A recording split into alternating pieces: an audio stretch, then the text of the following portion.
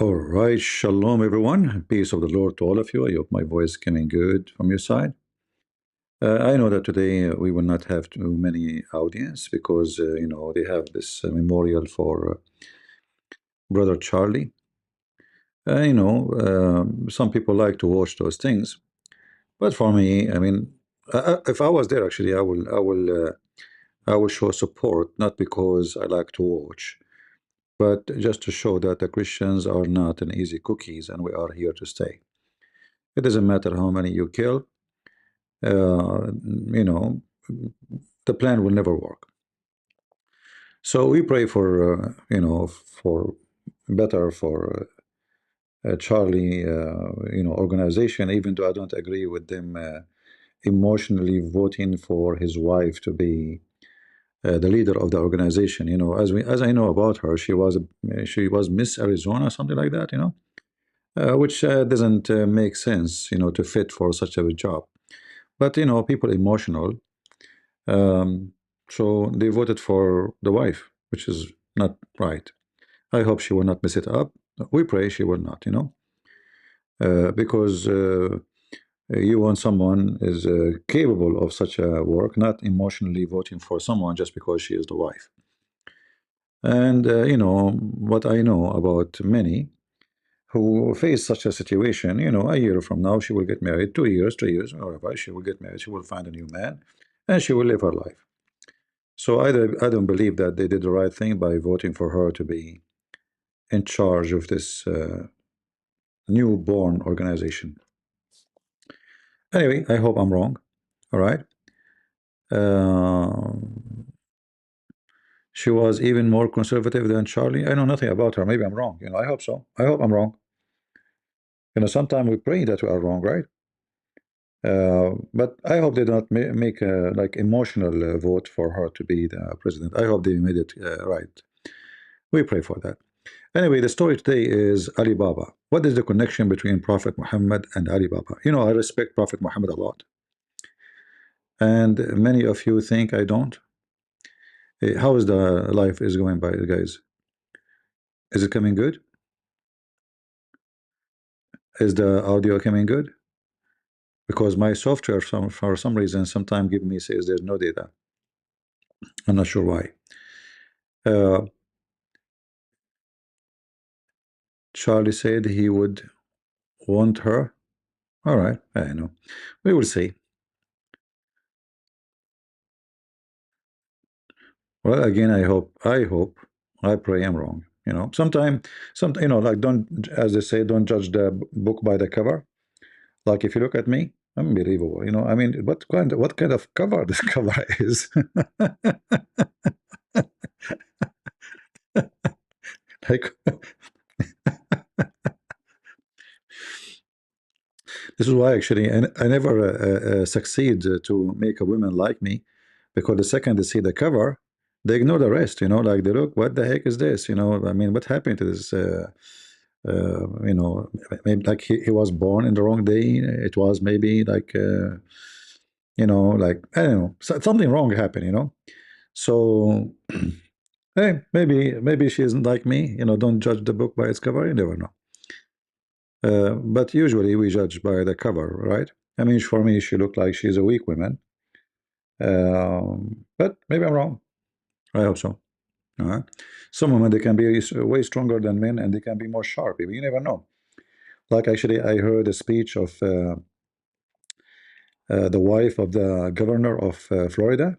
His wife is unbelievable. This woman, she is something. I won't be surprised actually that this guy he got many of his ideas from his wife. She's very, very sharp, you know. And this is proof that Muhammad is an idiot when he say women is half a brain. Yes, there is some women are half a brain, but there's some men don't have a brain at all. In fact, a man, if he walk in the street and he see a woman wearing short skirt, his brain is gone. You know, even if he have a big brain, his brain will have two wings and will fly. The birds will start going around his head, and he will see things upside down. Uh, so we pray for best. Now, what is the relationship between the story of Alibaba and Muhammad? How many of you know the story of Alibaba? Any of you knows the story of Alibaba? You guys don't watch cartoon, don't you? Shame on you. In this age, you don't watch cartoon. In fact, the best age to watch cartoon is when you are old. Trust me. Listen, I mean, there's cartoons, they are sucks. Like they are, even they use dirty language, right? But most of cartoons are not. I hope so. Unless it's made by Disneyland, and then they will put for you something in the cartoon is someone is a transgender. Anyway, so let me see if we ask ChatGPT to make it short for me. Tell us the story of Alibaba and the 40 thieves. All right. Sure, I'll tell you the famous folk tale of Ali Baba and the 40 Thieves, one of the best known stories from 1001 Nights, Arabian Night. The story of Ali Baba. Long ago in Persia, there lived two brothers, Qasim, a wealthy merchant, and Ali Baba, a poor woodcutter. One day, while cutting wood in the forest, Ali Baba saw 40 thieves approach a huge rock. Their leader shouted the magical words, "Open sesame!" The rock opened like a door, and the thieves went inside to hide their treasure. When they left, Ali Baba tried the same words, and the door opened for him too. Inside, he found piles of gold and jewels. He Ooh. took some and went home. Greedy brother Qasim.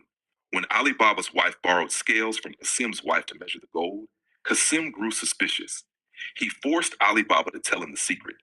Qasim rushed to the cave, but in his greed, he took so much treasure that he forgot the magic words. When the thieves returned, they found him inside and killed him. Ali Baba retrieved his brother's body with the help of his loyal servant girl, Morgiana, and buried him. Oh boy. The thieves' revenge. The thieves realized someone else knew their secret. Their chief plotted to kill Ali Baba. First, he disguised himself as an oil merchant and brought 40 jars to Ali Baba's house. But in fact, 39 jars were filled with thieves hiding inside, ready to attack at night. Morgiana discovered the plot. She heated oil and poured it into each jar, killing the hidden thieves.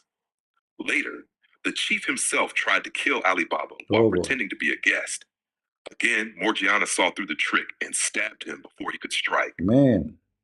Ending Ali Baba was forever grateful to Morgiana. He freed her from servitude and treated her like family.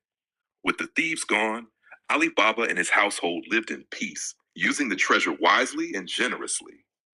Moral of the story: greed leads to destruction, but wisdom, loyalty, and honesty bring safety and prosperity. Would you like me to tell it in a shorter version, like a children's bedtime story, or in a more detailed version with old style language? No, thank you. So as you see, uh, now for sure those stories are just fictions, and we have tons of stories Muhammad he took from the 1000 Night and Night. This is one of them actually, uh, about a cave, about a treasure, about jars, about a woman, open Simsim, Now the names this guy in the ChatGPT could not pronounce them correctly. Like her name is Morjana, and the story is a Persian story for sure. This is not a story. This have nothing to do with Arabia. But we know that Muhammad he have a companion. His name is Salman al-Farisi. Salman the Persian. All right. In fact, I believe his name is not really Salman. This is not his real name. We do not know really his original name. This is his name after they gave it to him after he became a Muslim.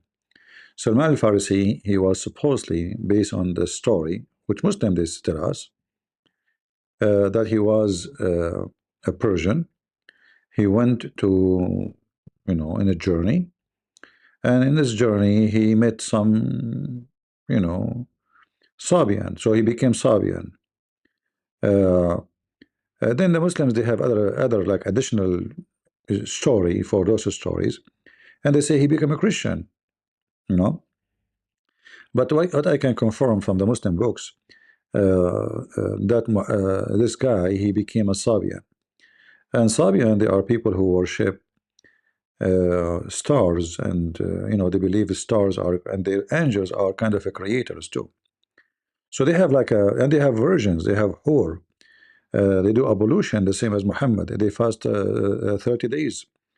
They welcome the moon in the in the beginning of the month, of the moon month.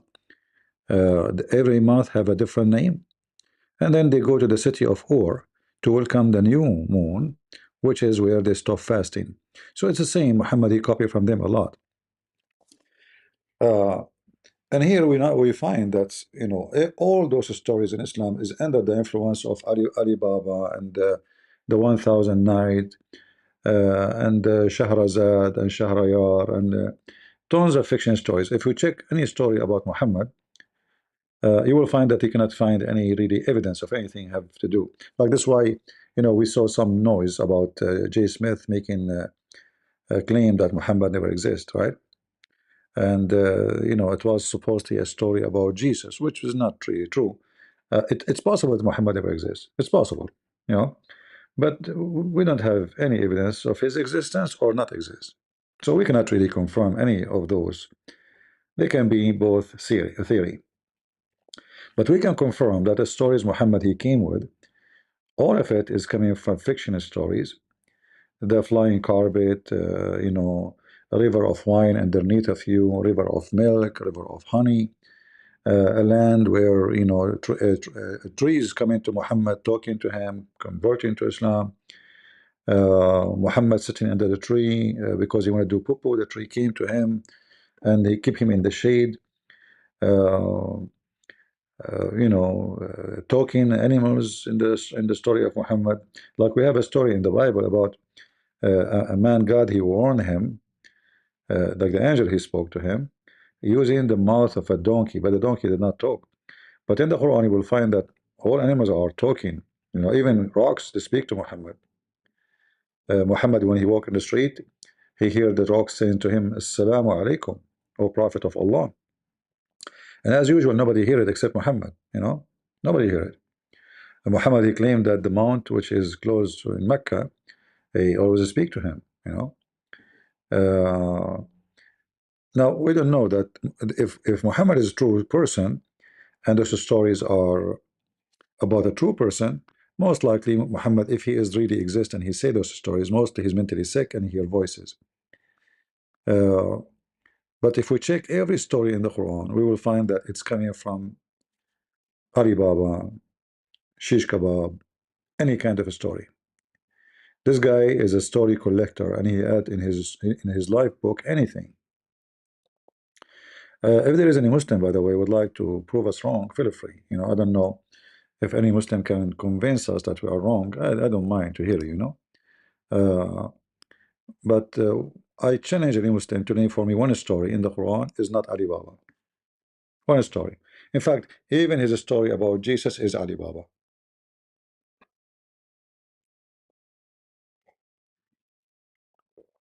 All of it. It's a fiction story. You know. What Muhammad he knew about Jesus? Nothing. To the point, Muhammad he think that Mary she is the sister of Aaron. He heard from the Jews that Aaron he have a sister. Her name is Maryam. And that's why you see in the Quran, he claimed that Mary, she is the daughter of Imran, but Imran is the father of Moses and the father of Aaron. So this guy is an idiot, if he's exist, and he always collects stories. Do we have any Muslim from the Alibaba cave? Yeah. Actually, maybe today we will not find any Muslim to challenge me, but maybe tomorrow we hope. Like I'm not expecting too many people to be here, as you know, because the people are watching the memorial. People like to watch those things. For me, I have a mission to finish or to continue. More important than my death or anyone death. Like, I would die, Charlie die, and you would die, whatever would die. But we have a mission to continue. Uh, do we have any Muslim? Any Muslim when I say to me I'm lying about that Alibaba is connected to Muhammad, and Muhammad he took a lot of stories from Alibaba book? Hmm? Who is a Muslim would like, would like to join us?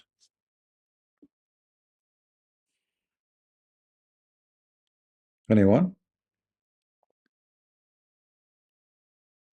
Today, actually, I spoke to a woman. She is maybe 97 years old.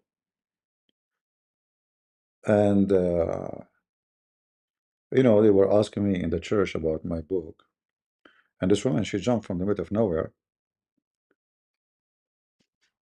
Uh, and she started quoting for me verses from the Quran. And she told me the Muslim, she thought I'm a Muslim. She thought I'm a Muslim. She came late, but when she stopped by, joined us, she heard talking about Islam, something about Islam. So she started quoting for me verses from the Quran. She said chapter, etc., verse, etc. It says that the Muslim, they have to kill Christians. If they kill a Christian or a Jew, they go to heaven. Islam is a false religion, and she's so excited. Yeah, and they're very old women, very old. And then she said to me, "So why you are a Muslim?" I said, "I'm not a Muslim." Everybody laughed. I said, "Take it easy, guys." She said, "Oh, I thought you are a Muslim." You know, I said, "No, I'm not a Muslim. I'm a Christian." And then, I was really surprised that a woman at this age, and she is not born in the Middle East, she doesn't speak Arabic, she have a great knowledge. And I wonder why today we have all this like technology and internet, and books is very available. You can download it one click, and still people are so ignorant. No, they told her, the a lady, she was standing, she explained to her that I am an author, I teach about Islam, a lot of Muslims leave Islam. And then she gave me a hug. She says, I'm sorry, you know I thought you are a Muslim coming to the church to try to lie to Christians. I was going to kick you out. Real lady, real woman. Yeah, still kind. Yeah. So do we have any Muhammadan here would like to would like to join us and say something to us about Alibaba? What is the connection between Alibaba and Muhammad? I did not have time reading because I had a meeting with the bishop, and after they finished the service, they called me. They said he's waiting for you. So I did not have time to stay and talk to them more. Do we have any Muhammadan? Yeah, yeah. She gave me a hug. She said, I'm sorry. I thought you are a Muslim coming here to lie to Christians. We should not let them get here, you know. And she quote from me from the Bible that we should not, let the false teachers to get our houses. Yeah. And then she starts speaking to me in German. I said, I know German. She said, okay, I will go back to English.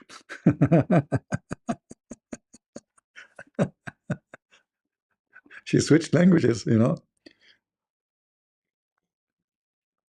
So I wonder this woman when she was young. I mean, when you get older, you lose memory, you lose, but she's very sharp. Do we have any Abdul? And yes, and yet Muhammad, he says to you, women, they have half a brain. I wonder who is the one half a brain. The one who told his wife that his God will give him endless penis, yet he could not have sex with the wife next to him. I mean, what I would do with your endless penis is not functioning even with 1 inch. Shouldn't you make it functions first? Like I have an endless car, but the car doesn't run. What I would do with it? Hmm? Do we have any Muhammadan would like to join us and tell us about Alibaba and the true story of Prophet Muhammad? Anyone? Who's a Muslim wanna challenge me? And I will show you from with evidence. We don't make speeches here.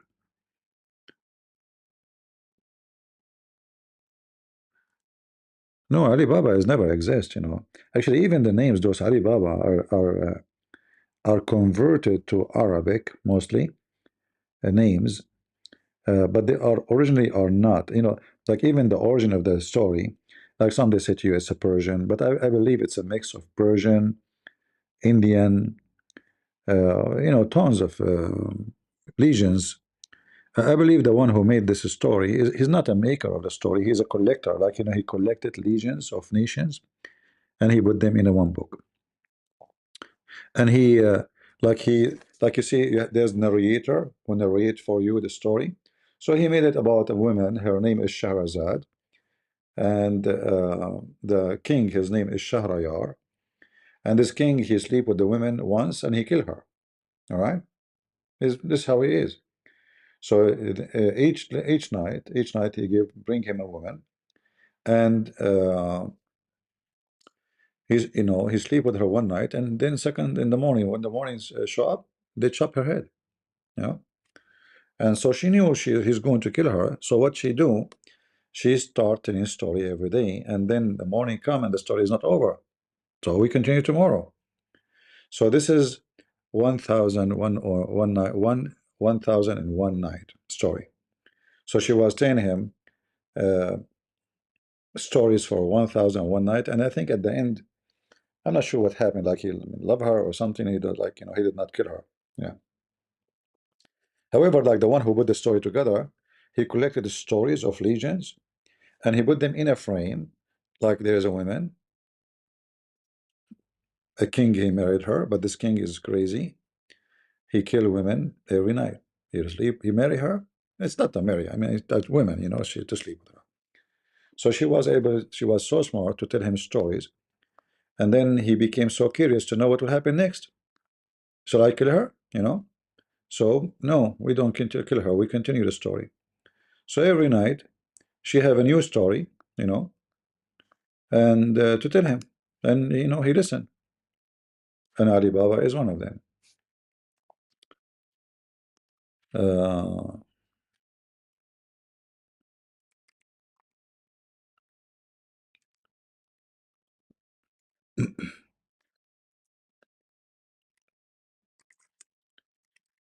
any Muhammadan? I'm not expecting too many customers today. Uh, but I said to myself, maybe we never know. Maybe we can get lucky, right? We never know.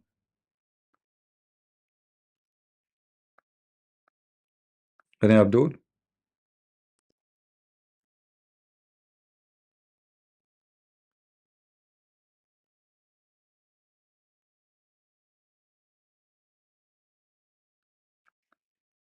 No? You don't want to enjoy stories of Alibaba?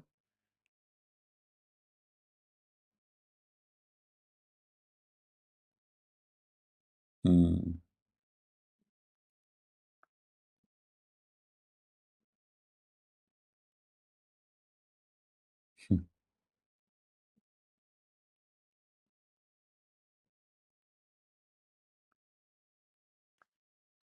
Who is a Muslim here? He don't believe that Muhammad and Alibaba is the same kind of a person.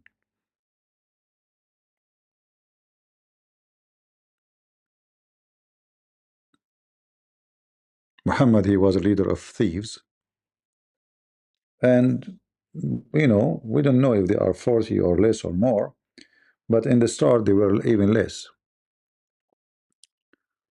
Or the Arkan al-Iman things, Sunni Islam. Yeah, the Sunni Islam, they believe in them, and the Shia, they have the same, but the Shia, they add their own about Ali and the family of the Prophet.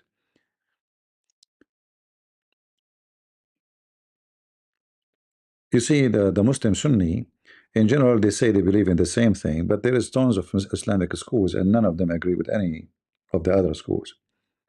And this agreement is very big. It's like bigger. Like for us as Christians, we know like there's Catholic, there's Protestant, there's Orthodox. But if you think deeply, without listening to those stupid priests who try to deceive you and let us say divide us more. If you think carefully, you will find that, like as an example, the Orthodox and Catholic is just one church. Everything, there's nothing really different. Uh, there's a few things different, Otherwise, it's like one apple. They split it two pieces. But yet, every one of them, he thinks that he claimed that he is the right and the other one is wrong. And that is the priest. The priest is the one who divides.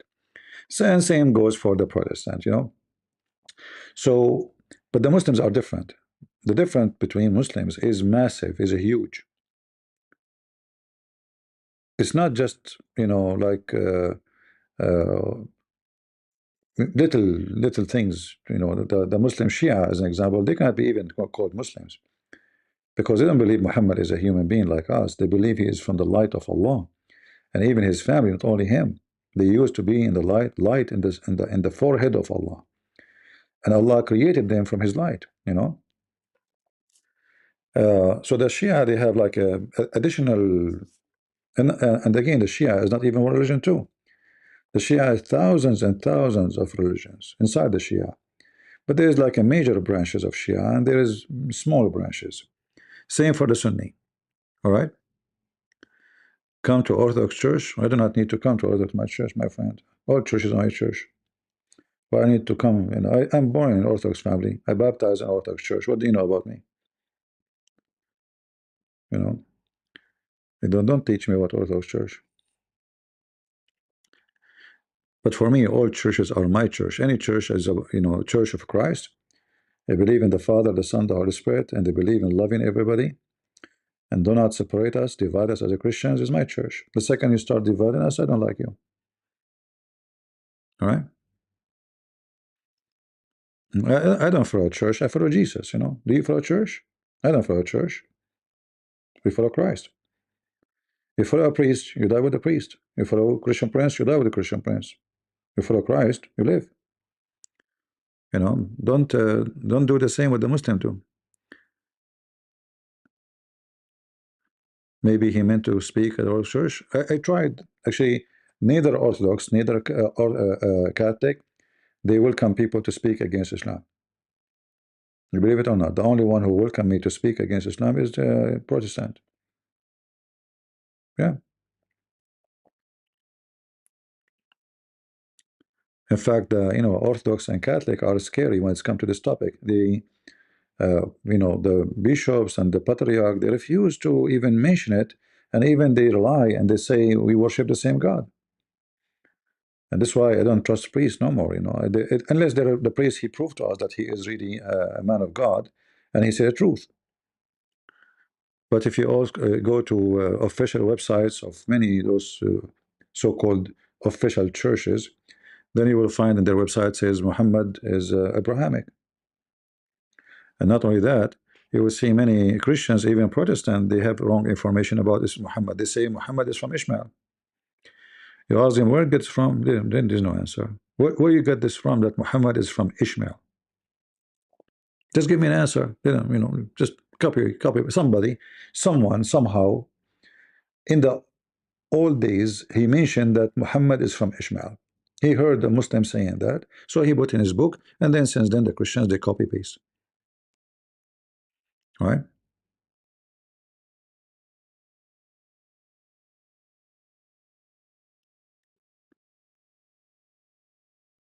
Uh,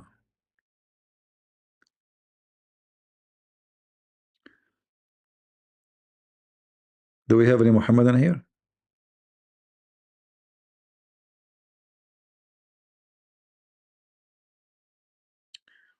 Pope Leo? Well, I hope Pope Leo, if he is a serious man, he go to his website and take from his website what they are saying that Muhammad is Abrahamic and Muslim worship the same God.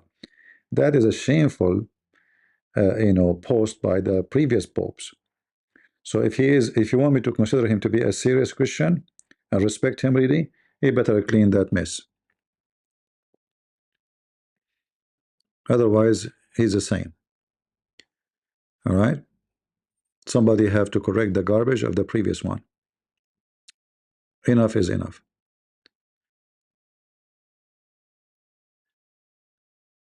Yeah. Actually, next, I think next week, I need to check again the date. I think next week I might be busy because they have like I'm invited to a church.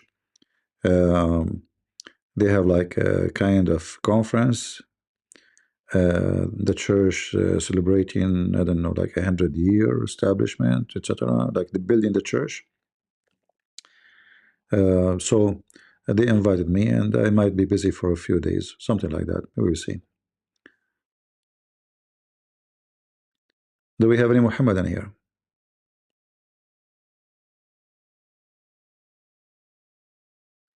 Yeah, we don't care for names, Pope, Christian Prince, who care? I mean, he's a man, I'm a man. He's not better than me. I'm not better than him. It's, the Lord, he says, from their fruit you shall know them, right? It's not about a look. It's not about ethnic. It's not about if you are black or white or Asian. It's about what do you do, what you say, what you teach. The second you start teaching false, you're false. Now, there is some people, they enjoy dividing us, and those people, obviously, they are not Christians. That's why I warn you, actually, don't listen to them. Protestant or Catholic or Orthodox, don't listen to them. Anyone divide us, they are devilish people. I don't consider somebody saying this is wrong to be dividing us. It's like when we say the Pope, he said this, and this is poo-poo. I'm not dividing, I'm just saying the truth. And we have a proof from the Bible, easy clear. But then somebody, when I meant us, he says to us, oh, they are not Christians because they don't have icons. That's stupid. You're just being stupid idiot. You know what I mean? Or saying the opposite, like, okay, yeah, they have pictures. Oh, that they are not Christian. That's stupid. That would not make you Christian. If we do wrong, that means we are not Christian no more. Well, all of us, we are not Christian no more. Then, I mean, all of us, we did wrong and we do wrong. Yeah, but there's some people, they are evil. The religion is a business for them, literally a business. Like even now, like they have the memorial to brother Charlie. I assure you that this stadium, you have to buy a ticket, and God knows how many $1 million they will collect, and it's even in your death, they make it a business. Do you think the stadium is open for free? No, it's not. Buy your ticket, right? Buy your ticket. Even debate, those supposedly Christians, like what is called this channel, Modern Day Debate. I don't know. This guy is Christian himself. I'm not sure. Buy your ticket. Like, ticket for what? Oh, we will bring you this guy and this guy. Okay. And why we need to pay for it? I mean, what about do it online and nobody need to pay for it? Oh, we are going to rent a place for you so you can come and we give you a chair, you know? And we bring two microphones. This is not easy, my friend. You have to pay. And then they tell the two debaters, uh, we assume to make, let us say, $100,000. We give you 20 and 20 to you. This is 40, and the rest for me. It's a business. And then you find yourself sponsoring Muslims. Why? Because the Muslim, he lose or win, he will get $20,000 for his pocket from your money, right? It's a pure evil. It's a business. And the naive one, they go and spend money because they are looking for entertainment. They are not really seeking God. They are just seeking entertainment. Let us see how they will entertain us. Who would do better as an entertainer, right? And now the memorial for Charlie is going to turn into business. And like now, even the one who never spoke to him, who never liked him, suddenly he is his friend, and he liked him very much. And once he took me to a dinner, but God knows he never met him before. Yeah, everybody became his friend. Oh, I ate ice cream with him. I remember, and then if like he dropped ice cream in his, I gave him my tissues. He was very friendly, we were very close. But maybe he never met him. So it's just to promote themselves. Everybody now is somebody connected to me, myself. I never know this guy. I mean, I saw his a video, one or two. I don't know if he watched my videos. I have no idea. But I'm assuming if he watched and someone like Opposite Prophet, there's no way he did not watch my video, because when I was speaking about Islam, Opposite Prophet, and he was a kid. He was an atheist too. So I'm assuming that all of those who learned about Islam, they watched my videos. There's no way. But I never spoke to him. I never heard of him before. I saw his videos, maybe a year ago, something like that. Somebody mentioned his name. They said to me, "What do you think about this guy?" I watched his video. I said, "Okay, he's good. Sound good." You know. Yeah. Otherwise, I don't know him. I know nothing about him really.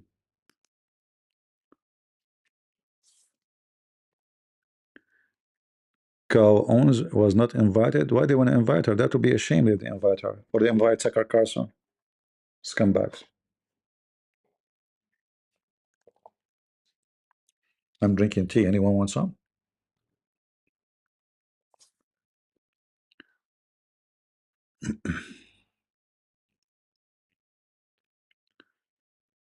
All right. Anyone have a question for me? Look like we don't have any. What the name did the Arab Christian? Let me see the question.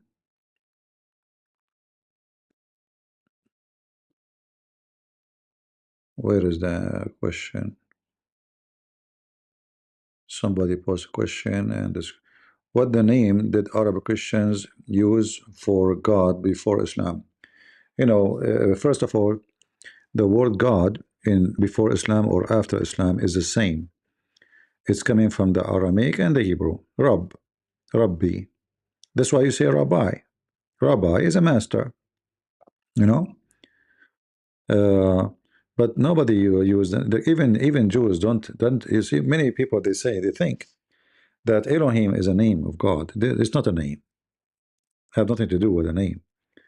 Like when we say when Moses asked God, what's your name? What I will tell my people. Tell him. Said to him, tell them I am who I am. They did not give him a name. Like I'm the one who exists by myself. You know, the Jews always avoid to use any name. So they have Shaddadi. They have many words they use for God. An Arab Christian they use what is in the Bible. But then when the Muslims occupy them, they force the name Allah on them. All right. Otherwise, there's no name in the whole Bible for God. There's no name. And people will say to you, no, he said it to him. No, he did not say. Each time Jesus says, I am, he's saying the same as what the Father said. I am the living God. That's what God said. He did not say, he did not give him a name. Why God gave the Jews desert, dead land between their enemies? First of all, I mean, um, Jerusalem is not a desert. In fact, Jerusalem is a miracle. I don't know if you know. There's a river goes down deep in the ground and then appear inside the city. So it might appear for you it's a desert, but it's not. That's why Jerusalem flourish. How Jerusalem became Jerusalem? A very amazing Jerusalem, like a city. Cities cannot be built unless there's water.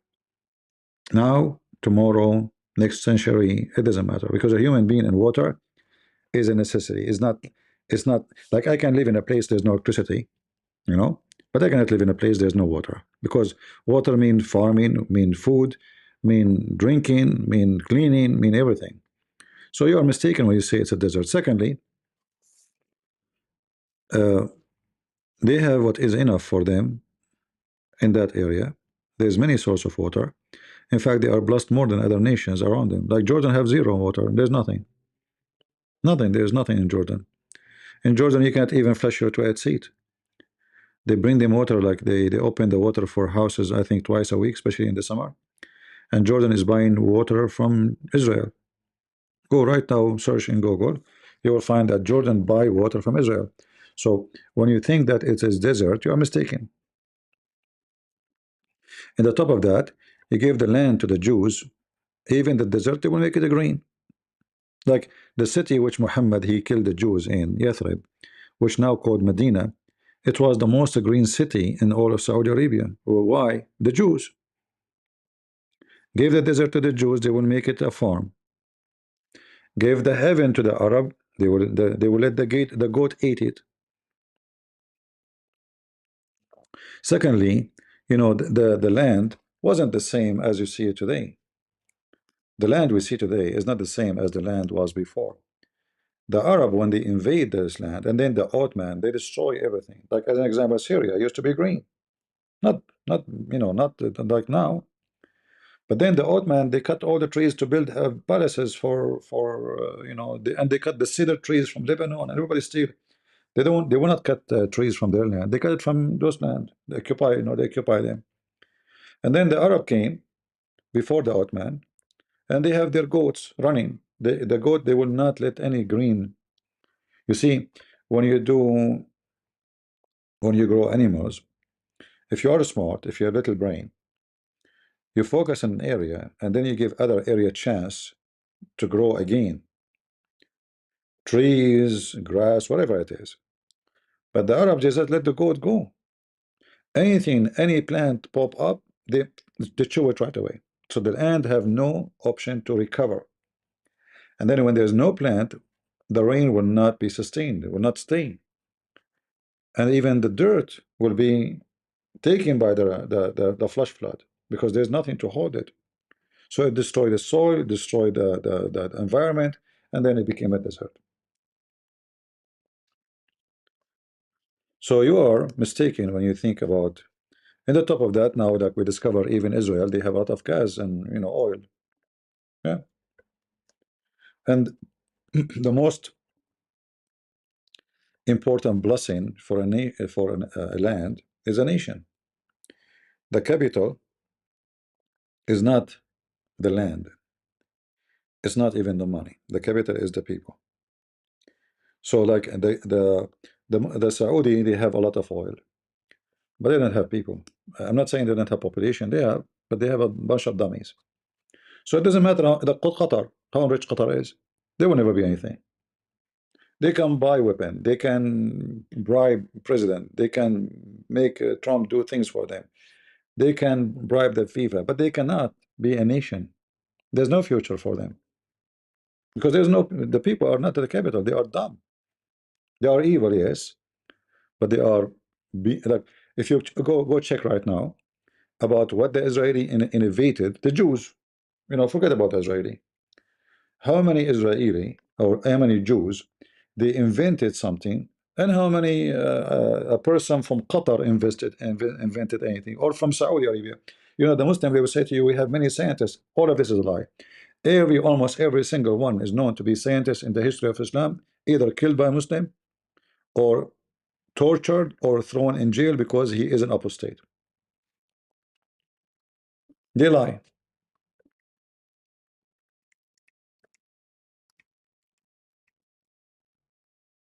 They love to lie. But now they wanna claim that this is Islam. Those are Muslims. Philosophy. According to Islam, anyone is a philosopher. He must be killed. He must be killed. Not only he's not, he must be killed. Now you tell them Ibn Khaldun, they will say to you, Ibn Khaldun, oh, great philosopher, but they chase him, they put him in jail, they run from country to country. At-Tabari, the most well-known historian and scholar for the Muslims, they killed him because he made a sentence, just one sentence. Check Al-Razi, they say Al-Razi is amazing. Check Al-Razi. Uh,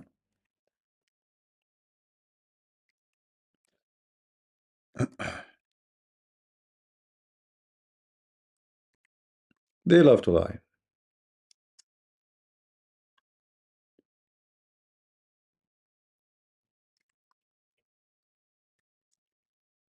Let's see.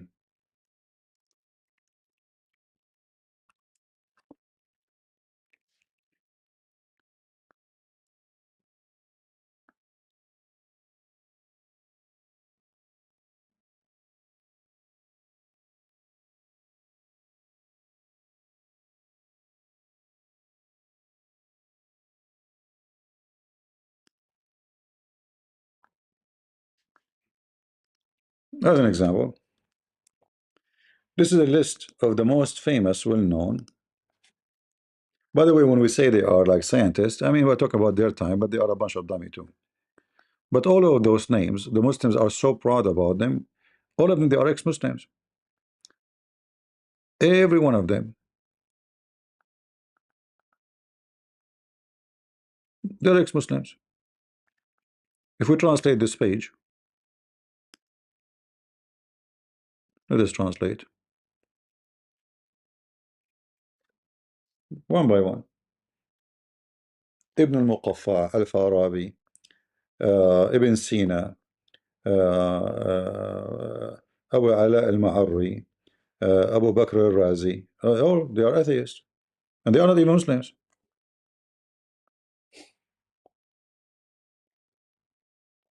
Al-Kindi, Ibn al-Nadim, all, look at the list.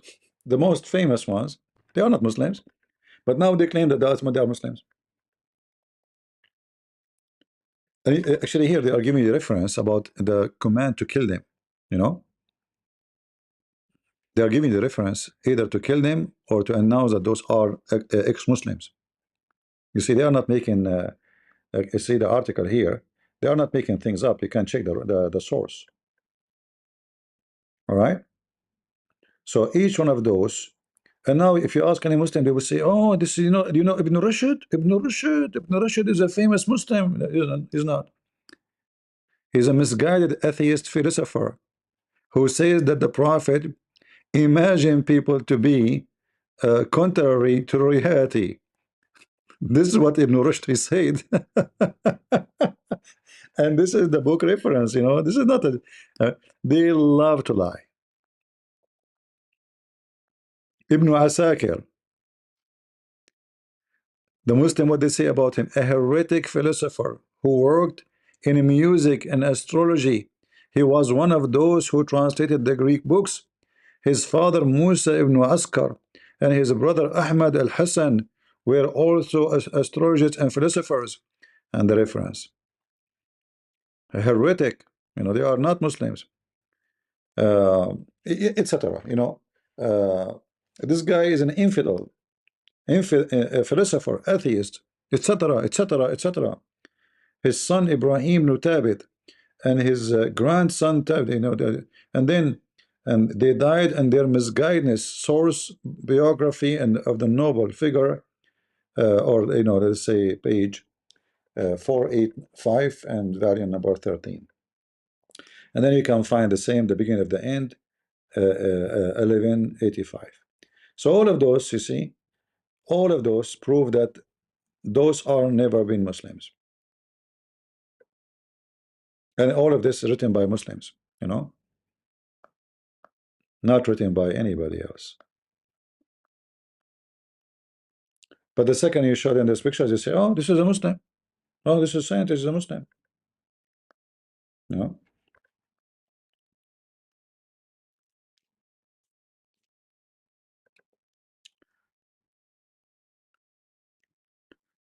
Can you share the link? No problem. Here we go. I will share the link with you. Here we go. Now we can give it to Rumble too, because people are rumbling in Rumble. How is people on Rumble doing?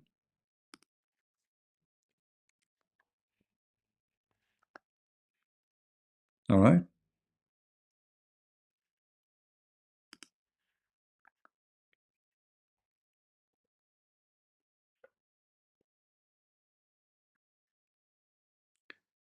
Uh,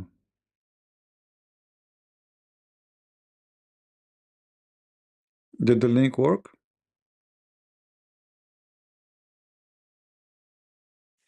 I mean, for the Muslims, even Al-Qurtubi is a kafir. Al-Tabari is a kafir. I mean, who is not a kafir? Just say one statement. You're okay.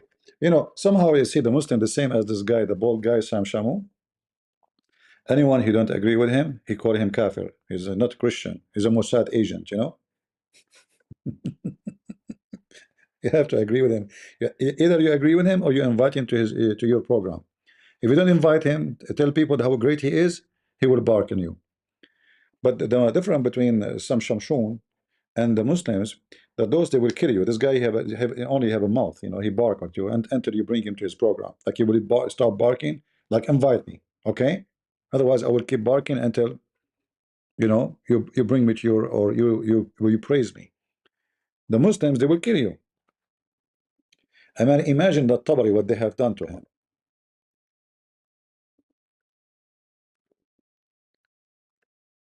Yeah.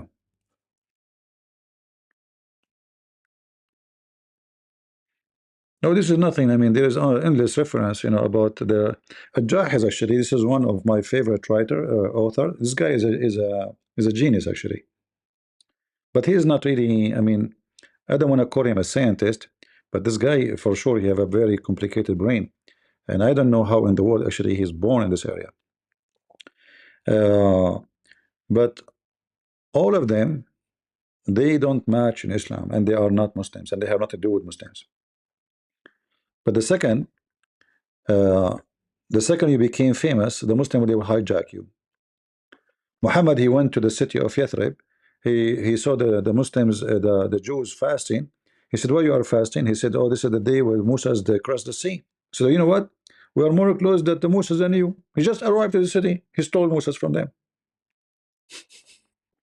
If you speak to a Muslim, he will say, "Oh, we are more close to Jesus than you." They are thieves.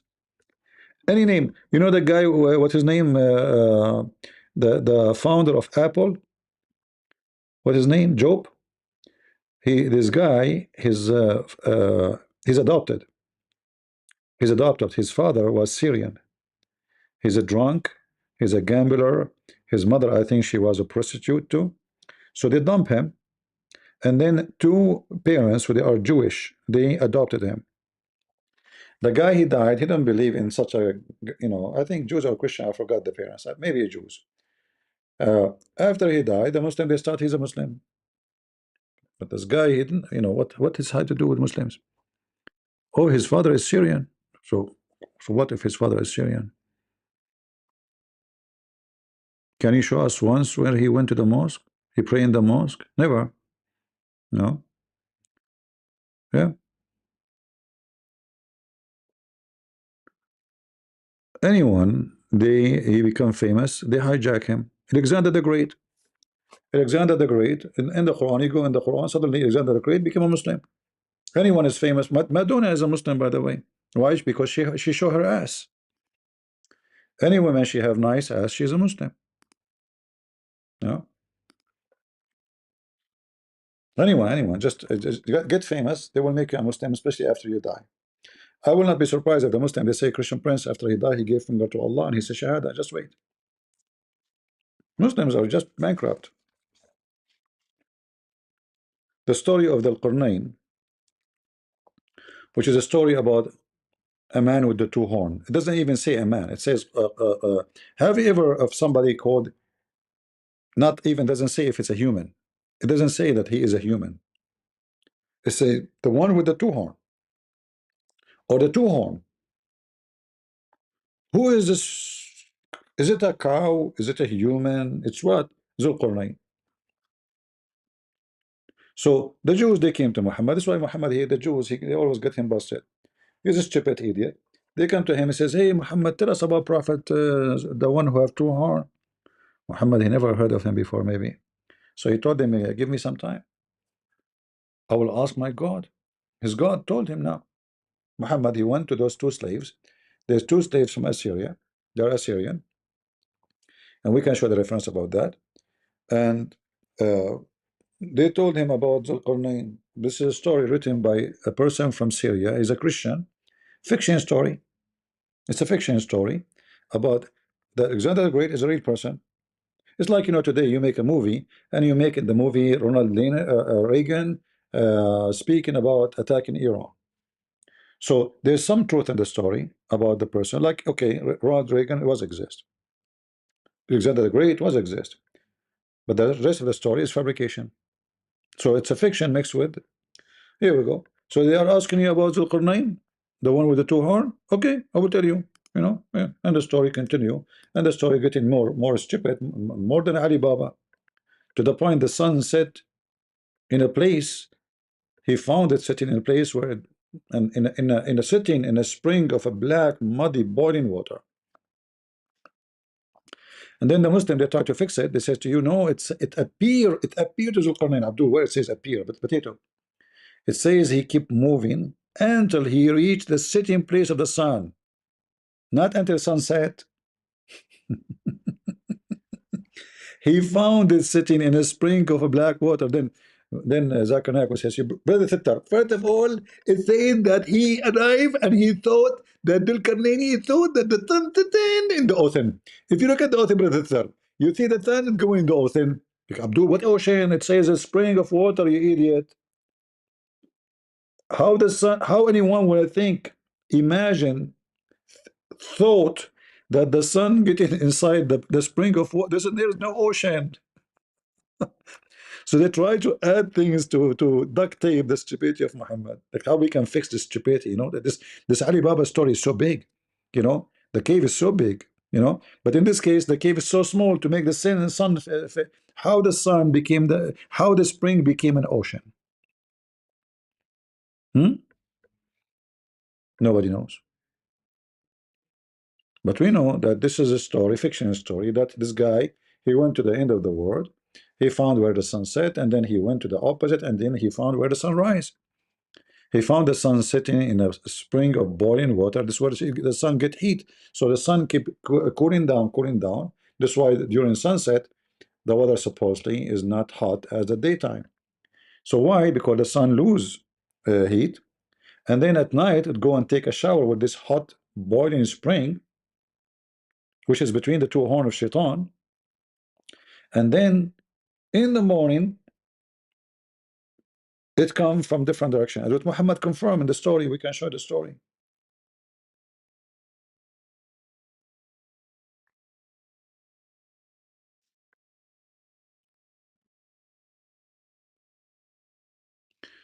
Well, we don't know if this is story about.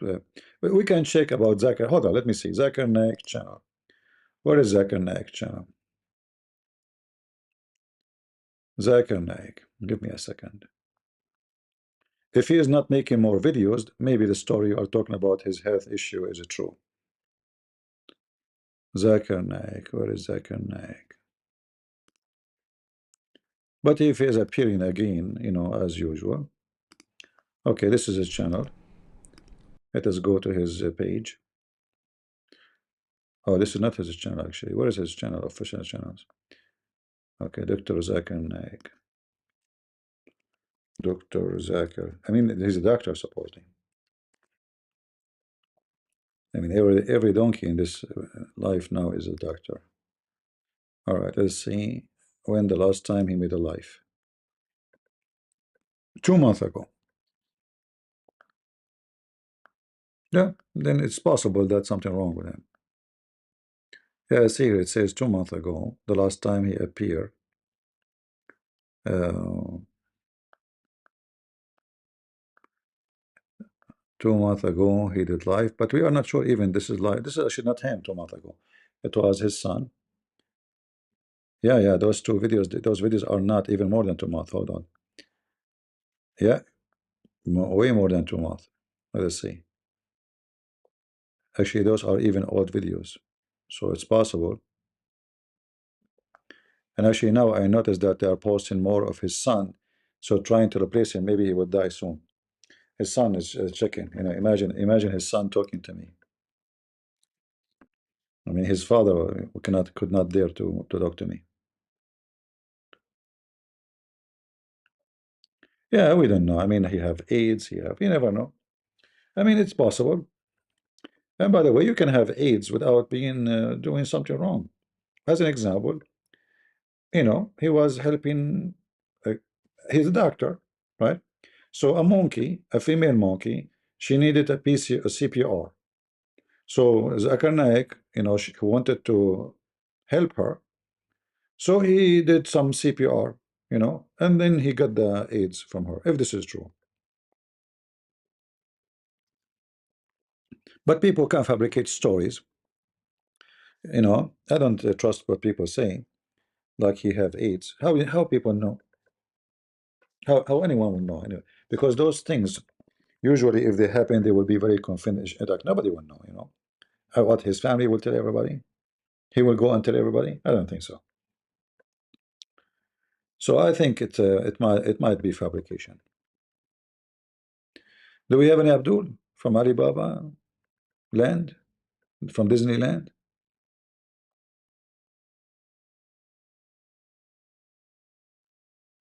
Who care if he will live or die, my friend? He's an idiot. He's not the first, not the last. Those Muslims, they get famous because they debate people who do not know. Like the same as Didat. You remember Didat? Didat, he got famous until he debated an Arab Christian. After that, Didat is dead. Literally dead. Do you understand, read, understand Hebrew? No, I don't read the Hebrew. I know little, but I cannot claim to. Arabic is my first language.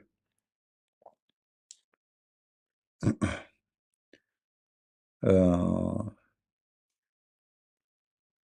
grammatical mistakes in the Quran. Everything in the Quran is the word Quran is wrong. In Arabic, you can't say the word Quran. There's nothing is called Quran because it's not Arabic. That's why it's coming wrong. Like the word uh, qara'a, it's not even Arabic. This is coming from the Aramaic. Qarra wa ra'a. Qarra, he say. Ra'a, he saw. So he say what he saw. This is why the Quran is full of garbage. The language you see in front of you, this is not Arabic. They call it today Arabic, but it's not. Even actually the writing is the fabrication of non-Arab. Like, do you see those pronunciation, what they call them, dots and movement up and down? This is additional. This is not even part of the language.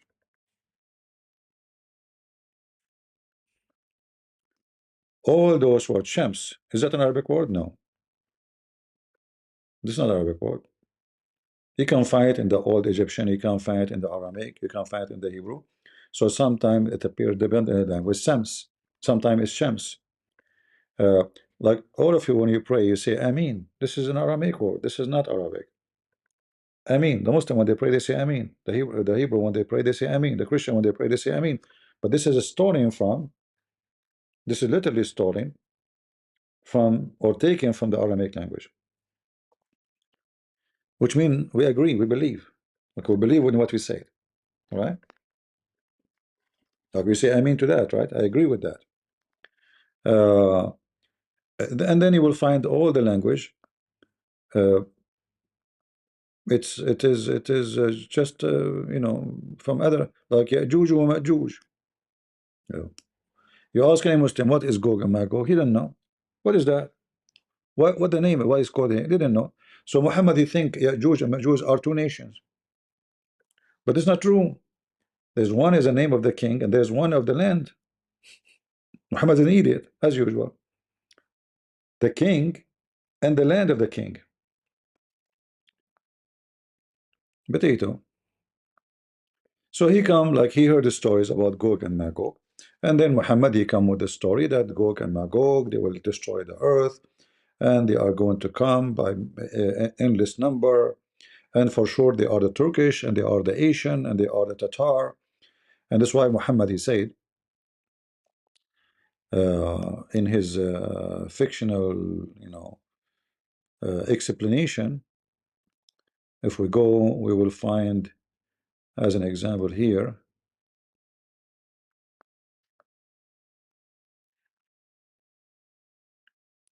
Uh, so he command the Muslim not to fight the Turkish. Why? Because the Turkish are Gog and Magog, right?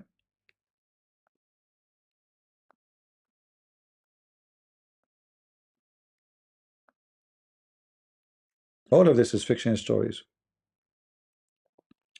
And then Muhammad he claimed that there's a guy, he's an Ethiopian, he will destroy the Kaaba, and there's a treasure under the Kaaba, and he will take it off. And then, stay away from the Turkish as long they stay away from you, because you are no match for them. Why? Because he's thinking about them as the Tatar, the nation who they are very aggressive, like in warfare. Like this, what happened actually? The Tatar, they are the one who destroyed the Caliphate of Islam, the Abbasi. We know the story of Genghis Khan and his army coming to the Middle East, etc. Right? Yeah. Uh,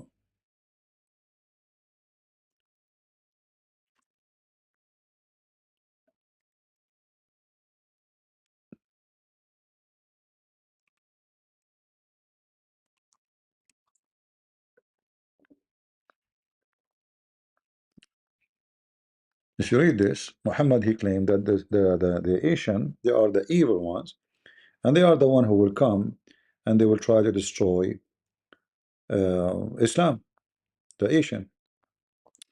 The prophets, he said, the hour will not be established till you fight with people wearing shoes made of hair.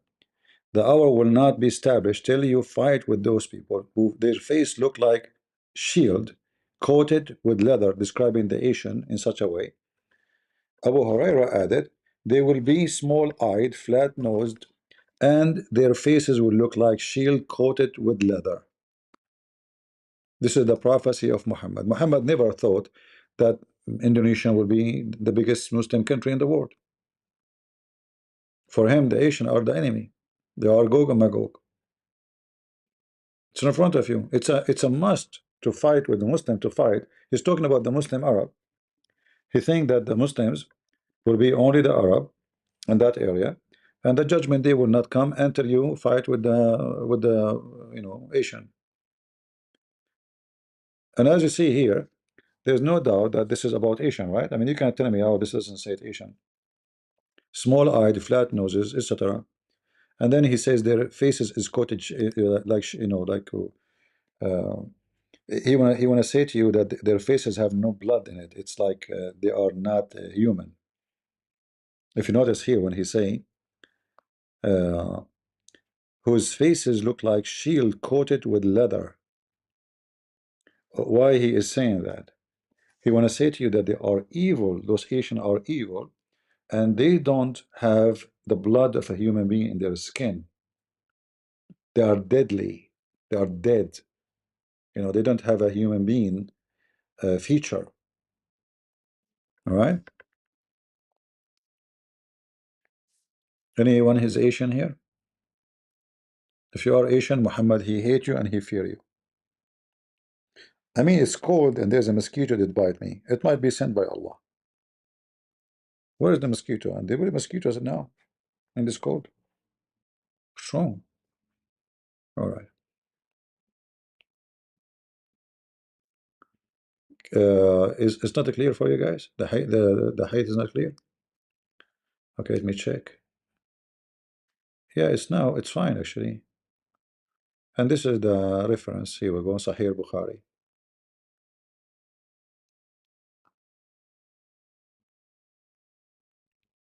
Yeah.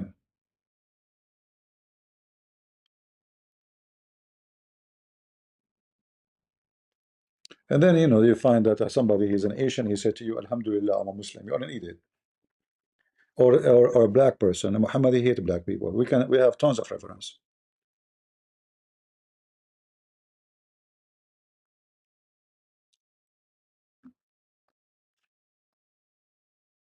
YouTube is very funny.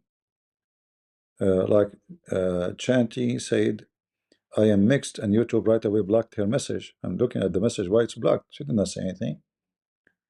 What a stupid YouTube. She said she is mixed, that's all. You can say mixed, I'm mixed on YouTube. Haram. All the cursing people this do in YouTube, it's okay, but she said I'm mixed. YouTube right away restricted her message. I saw it. Nice YouTube, nice, nice. It's a stupid software, I guess. It's not like somebody. If you zoom little, zoom like zoom what? Do you want me to like this? What do you mean? I'm not sure really. Let me try. Okay, if I make it, is it better now or worse? I'm not sure, guys, what you're asking me for. Okay, what about now? Is it better now? Is it good? No. Okay, what we would do? Okay, now I think it's good. Now it's good. Yeah.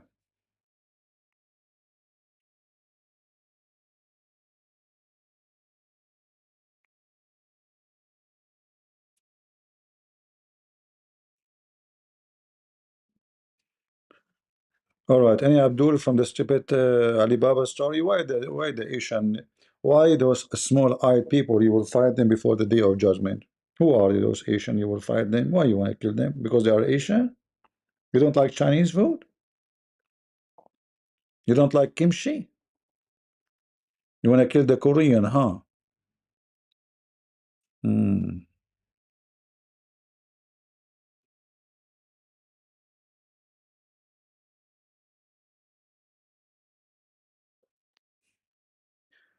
All right. And Abdul.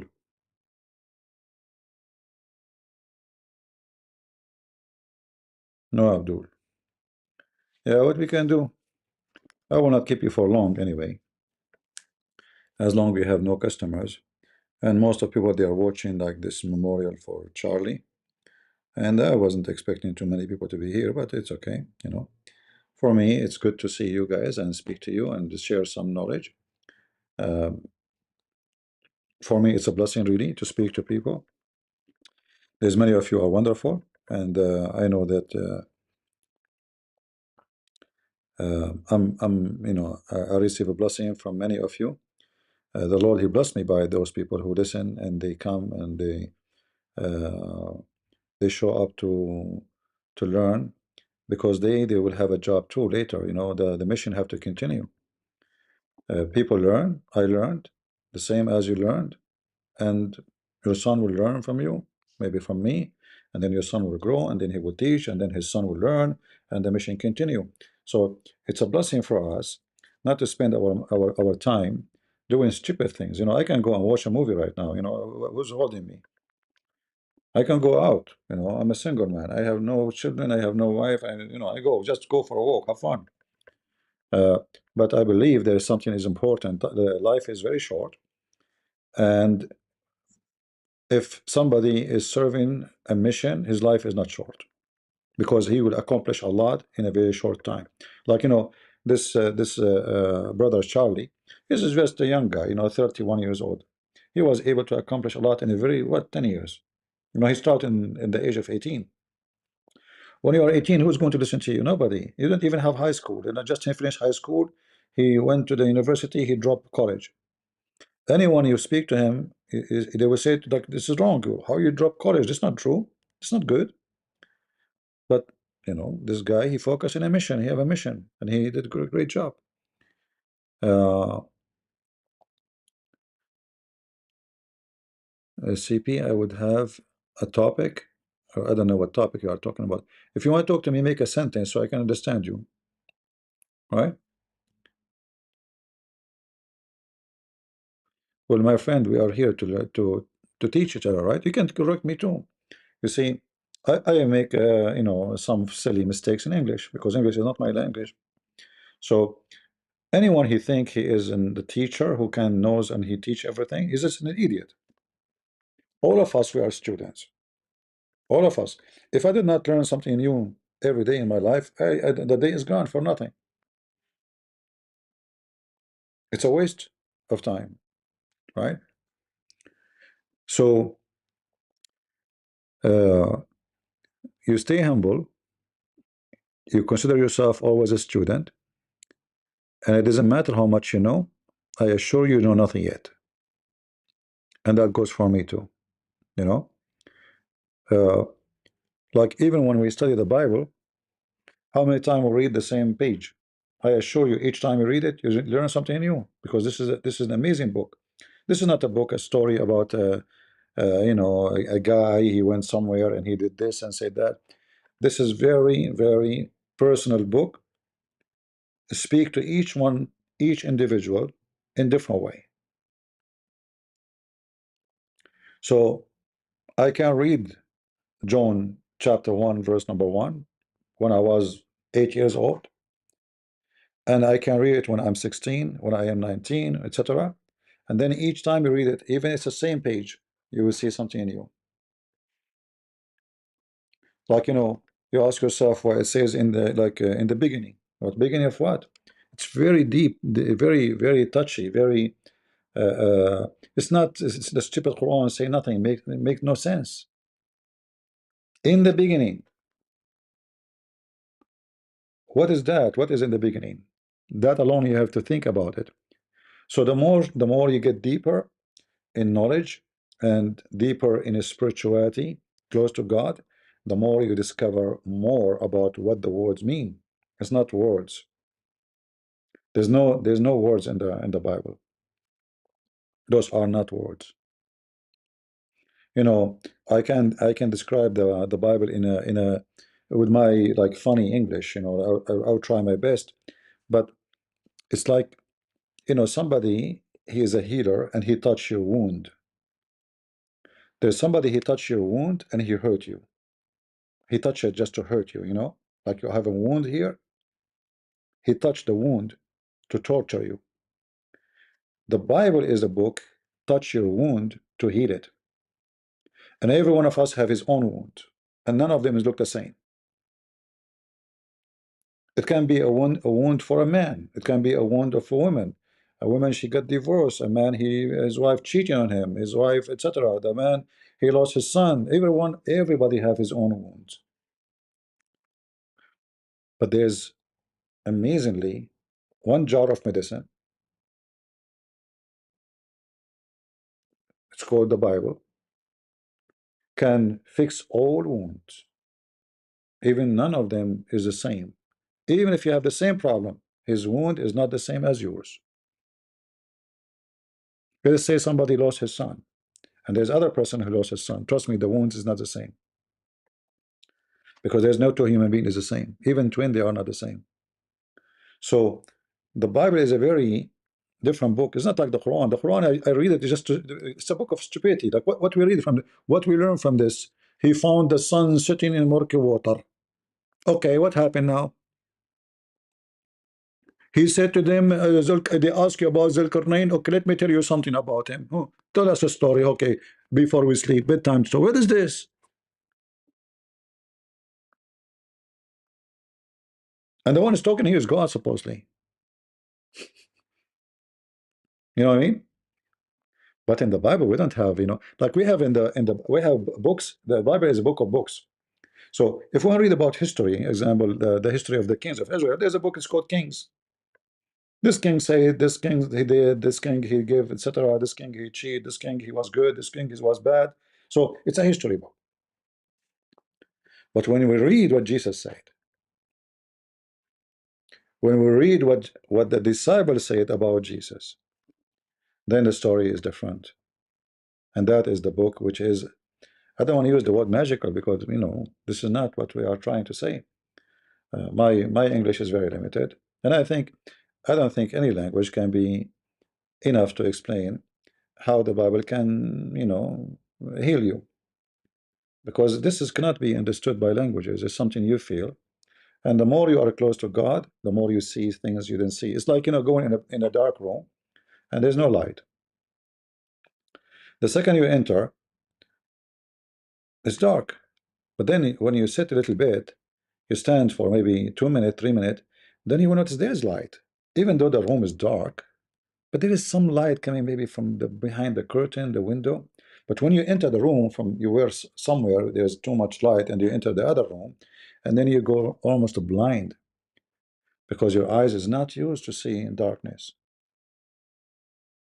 But when your eyes is able to adopt the darkness, you can even see, even in the same, they see like those pat animals, the pat, they have their own way to see in the dark. So God, he gave you, the same he gave every creature he created, ability to see, to recognize. God gave you the Bible so you can see, even if it is very dark. And the more you go in the darkness and you see God, the light will be there, even in the most dark time in your life. In fact, I believe that the more things go dark, the more you can get closer to God, because too much light around us will make us forget about God. Oh, life is happy, I'm rich, nice car, etc. But the second things go wrong is when you start seeing God. It's not before that for many people. Like, why we enjoy why you enjoy nature.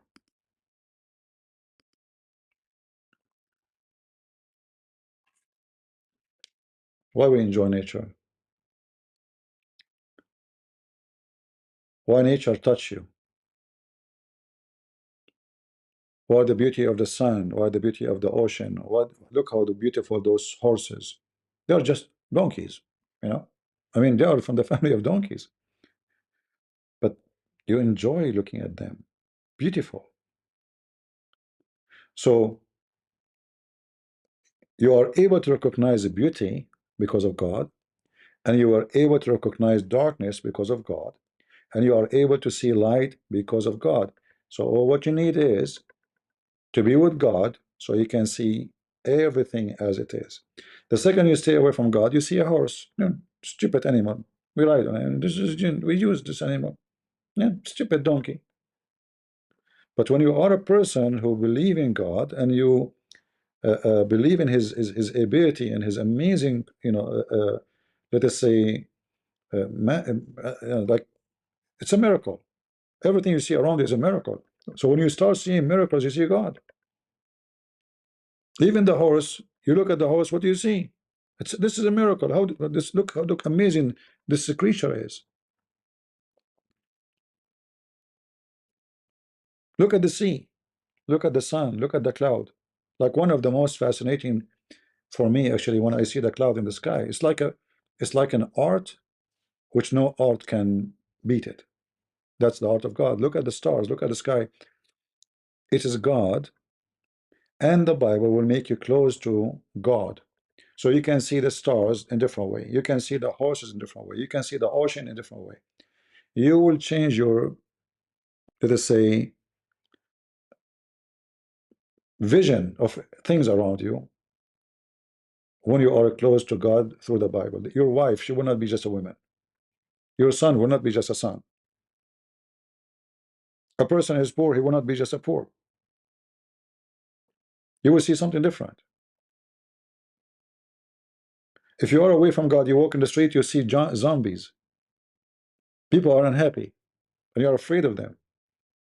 Or what you are thinking about how I can protect myself. Oh, look at this guy, he looks scary. Look at that guy. Oh, so you are worried. Everything in your life is about worry. Because your perspective of life is about being worried. People buy insurance not because they are secure, but because they are not. If you are secure, you will not buy insurance. Why you buy insurance? Buying insurance is negative, not positive. What does that mean? You are thinking negatively about something might happen to you or to your house or to your health, so you buy insurance. So you take your money from your pocket, from your food, from your family, you give it to somebody, he promised you if something happened to you, I'm going to take care. So because you are worried, you don't trust things to happen normally, you are willingly to take from your money, the money you work hard to make it, from your time, from your day, and give it to somebody just because he promised you, so-called insurance. And then when something wrong happened, the insurance company will call you. Oh, you said, did not notice that in the contract, if you go in the small letters in the line number, etc., in the article number 17, it says this is not covered. So you trust the insurance, you sleep, you are comfortable. Oh, if something happened to me, I will be covered. And then something will happen and you find you are screwed. They were scamming you. They give you long contract, it's impossible to read. And even they make the letters so small, like you need a telescope to read it. So when one day something happened to you, you go and you get screwed. They got your money. That is not the case with God. The Bible letters are so clear. There's no small letters. There's no big letters. There's a true letters. And those letters speak to you. And you will see them if you decide to see them. You can read as just reading, but you can understand if you wish. You can love it, you can hate it, depending on you. It's your vision. I can see the dark room as an opportunity. I can see the dark room as a scary. Depends what I see.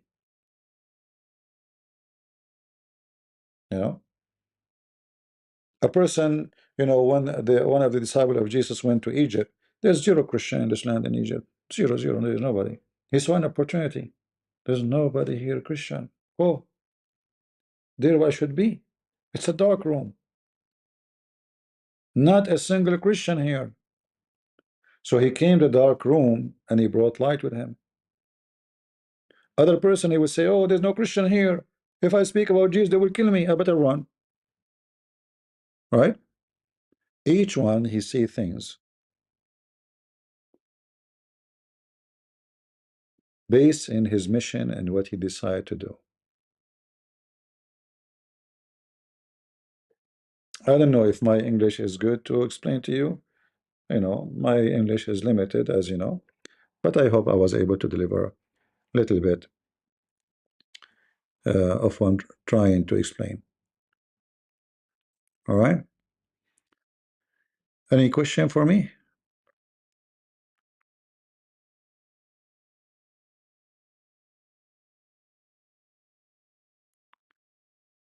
All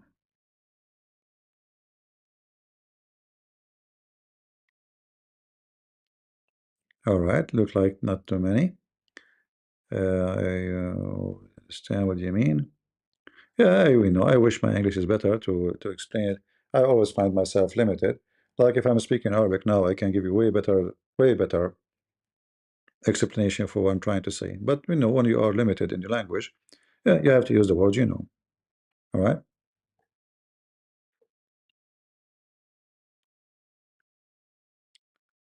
Um, what do you think about Eritrean Orthodox Church? I mean, I don't know them. I never met any, but I think Christians are Christians.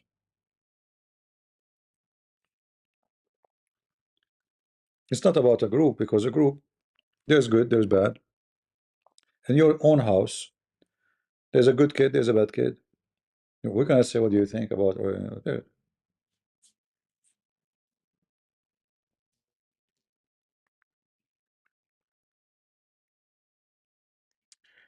All right, Jax, thank you.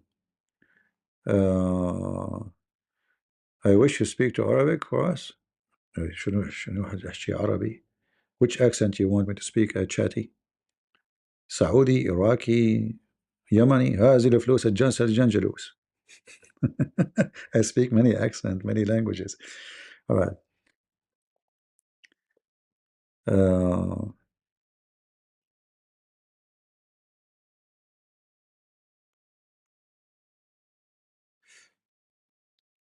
yeah. Do you think Egypt attack Israel in the future? Well, I mean, you see, if they can attack Israel, would attack today, not in the future. Israel today is a small country, you know, and Egypt is almost past 100 million. But you see, those countries are doomed. Economy is bad, food is bad, water is bad. I mean, everything is bad. Nothing working for them. Turkey is the same. So there's two major countries in this area, from like one from the north and one from the south, and each one of them is almost 100 million. But if both of them they attack Israel, they will not win, because to win a war, number one thing is economy. War is costly, very very costly.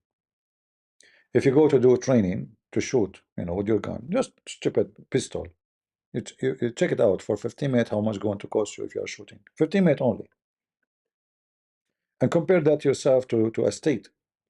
So if shooting for 15 minutes costs you 200 $300, how is it going to cost a state shooting for a year maybe or 2 years? If you look at Israel, they are at war for the last 3 years non-stop, more. Their economy is booming. It's not going down, it's flourishing. You check the currency of Turkey is dying. You check the Egyptian is the same.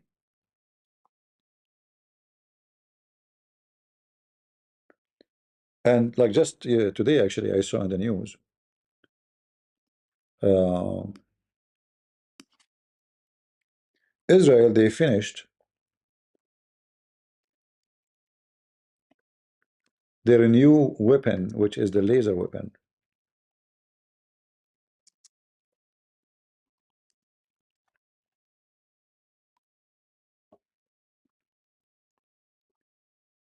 Uh, Let me see if I can. I mean, they are beating everybody and everything. Small, tiny country. Small, tiny country. You wanna go with war with Israel? With Israel, you will be screwed. And now with the new technology they are going to use to stop missiles attack, do you know how much it's cost? $6, $7. Before, to shoot one drone, it cost them almost 70,000. Now it's going to cost them a little electricity. It's amazing. And nobody still until now have such a technology. You know, the Chinese, they fail. American, they could not even do it correctly yet. The same as the Israeli. I'm trying to see there's a video made by the previous Israeli Prime Minister. Let me see if I can find it. But you know, Israel have to be always vigilant because the enemy is waiting for you to do, you know, mistake, to get weak. When you get weak, they will eat you alive. It's just about they're waiting for you to be weak, you know. So if Israel one day they decide to be stupid, you know, like a wicked hippie, you know, they will get screwed. Ah, I found the video.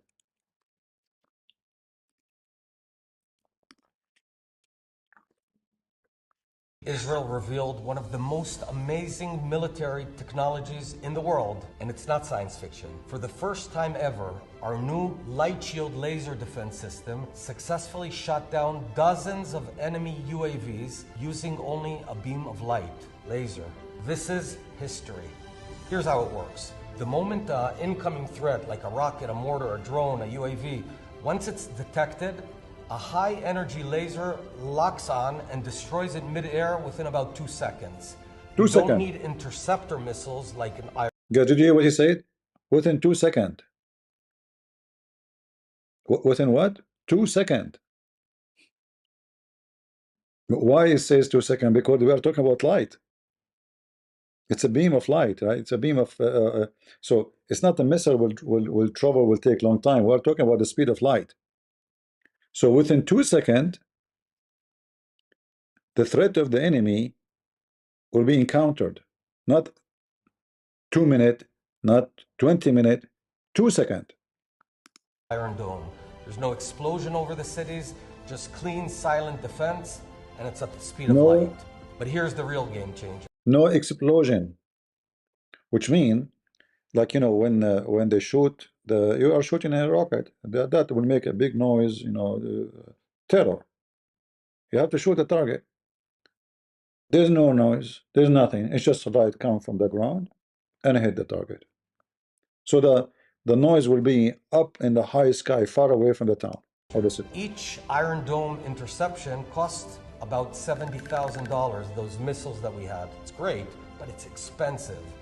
A laser interception, just a few dollars of electricity.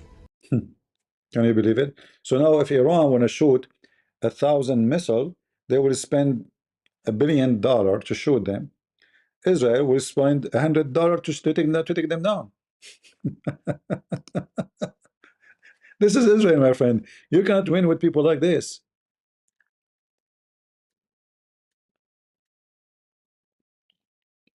You want to fight them, you will be screwed.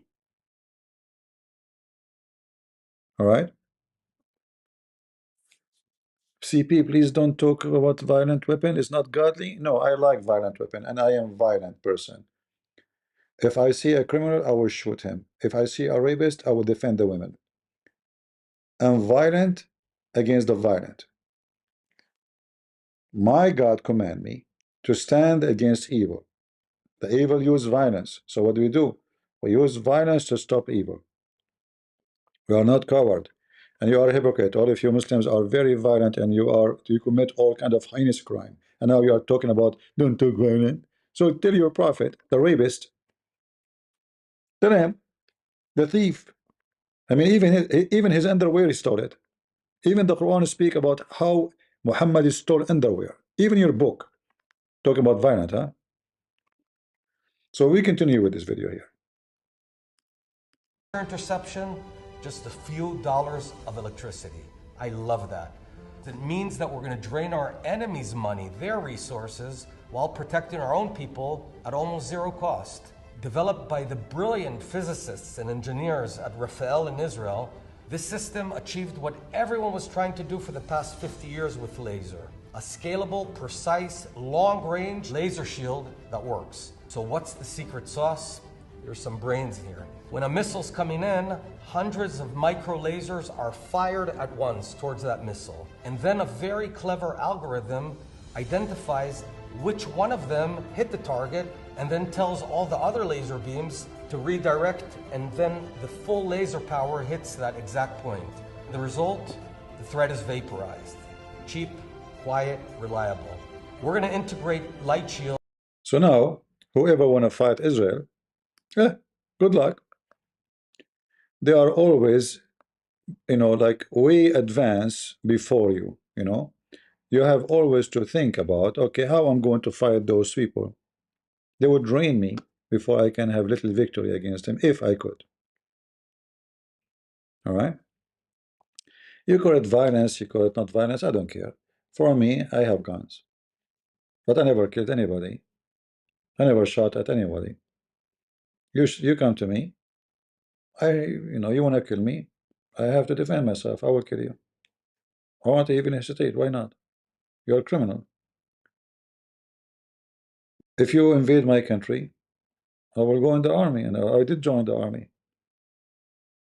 Why? But not to invade, but to defend.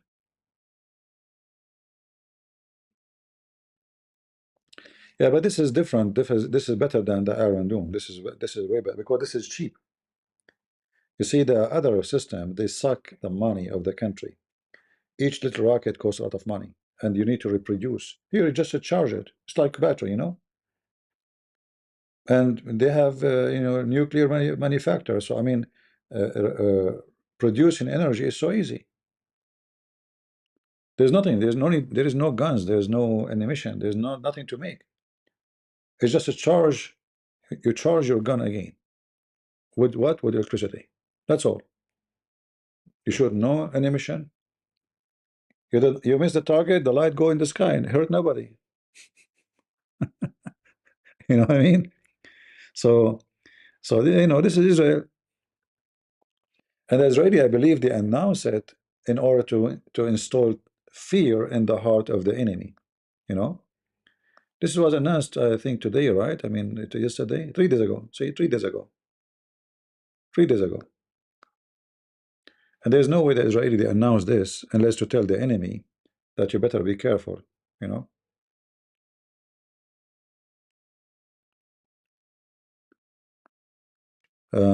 Do you see Muslims want to make some like NATO against Israel? My friend, the Muslim, they hate each other. They make NATO. If the Muslim make NATO, that will be the hilarious NATO.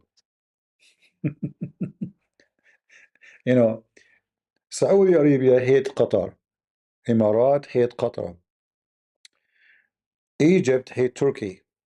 Turkey hate Emirat. Saudi Arabia hate Turkey. Uh, you name it. Azerbaijan is Shia. Iran is Shia. Turkey is Sufi. Just give me a break about they will make NATO. Yeah, the Muslims are the best one who kill each other. They never join together to fight. They always kill each other. Who is the one who killed the caliphate? When Qatar they brought all those Muslim countries, it's just because of the money. They sent a check to the president, $1 million check, please join us to support. We come. Is it corrupt? All of them are corrupt. Like, you remember the Qaddafi, the previous president of Libya? He paid, I don't know how many million checks for each president of Africa to name him the king of Africa. Yeah, all of them agree. I mean, all those African leaders are corrupt. Give him $1 million. He will say, "You are the king of Africa. Thank you, Gaddafi." So all the president of Africa, they name him the king of Africa. Money. And then he died. And then people left. They took the money. Hmm? Yeah.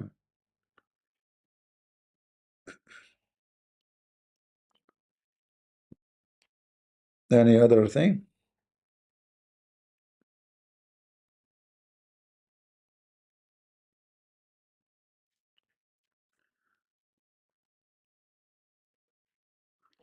There is an OIC, and there is very successful in lobbying against Israel. All those lobbies is useless. What lobby can do? Soon you will see that all those lobbies, they will kiss the ass of Israel to buy their weapon, because Israel now planning by 2026, 2027, they will not even buy any weapon from USA.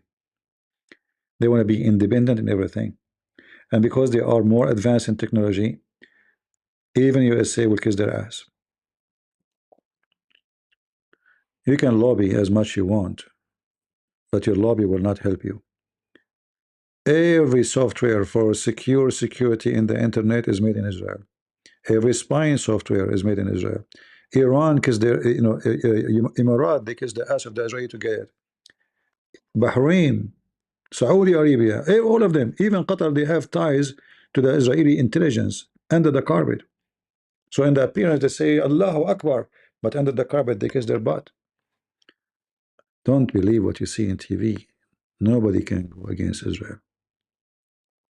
And all those European countries who they are making sanctions against Israel, or they want to announce Palestine to be a country, those they are trying to solve a problem in the election. Like Macaroni, his country, his government is collapsing. So he want the Muslim to vote for his coming government. Same as in Spain. Each time their government collapse, they make a poo-poo about so-called Palestine, because now they have population, they are Muslims in Europe. So how we can make them vote for us? Free Palestine. Election is done. They forget about so Palestine. All right. Uh, Lala Queen says violence is violence. So what do you think about your prophet, Lala Queen? As long violence is violence, why the Quran says cut their fingertips? Go ahead, Lala Queen. I will give you 10 centuries to answer. As long you are against violence, are you against Muhammad? Isn't it Quran says cut their neck and cut their fingertips? Why you want to cut their fingertips? Hmm. This is your stupid Quran. Let us see how hypocrite you are, and how truthful you are. If you are against violence, then you will condemn the Quran. Correct, guys? Okay.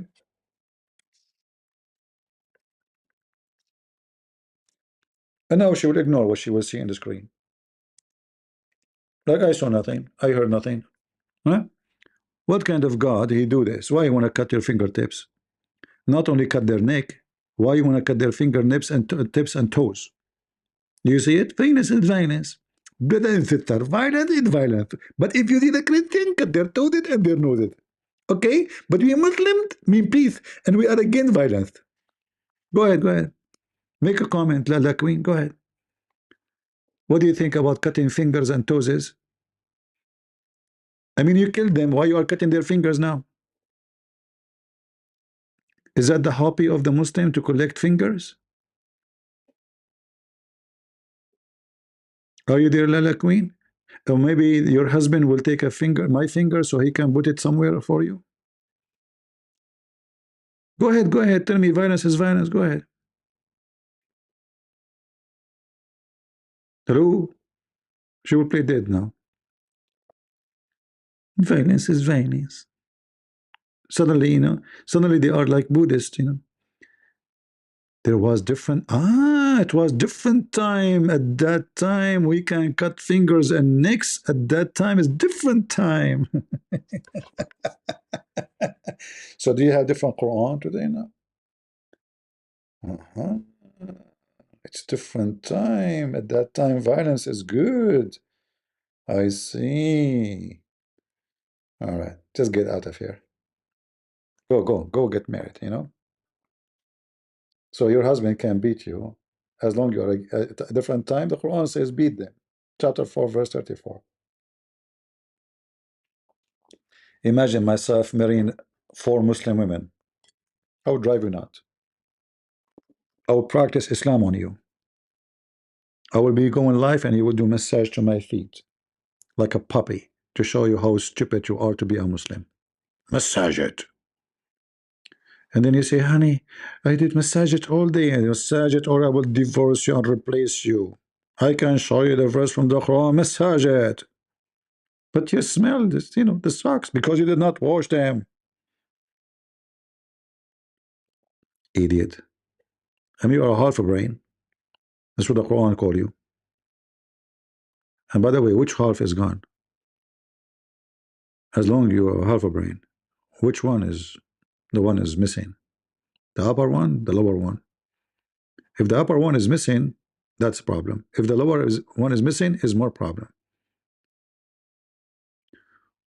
What does it say that Allah has a dog?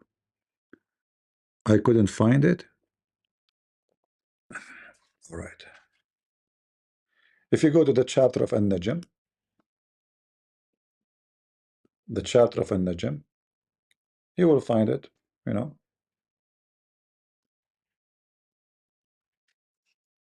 But anyway, I can find it for you in a second.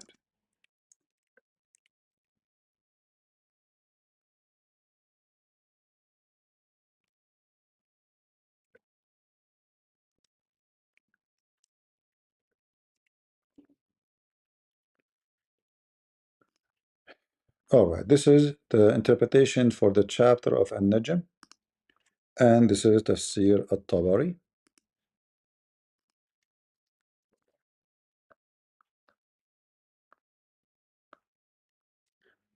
Volume number 22, page number 493, as you see.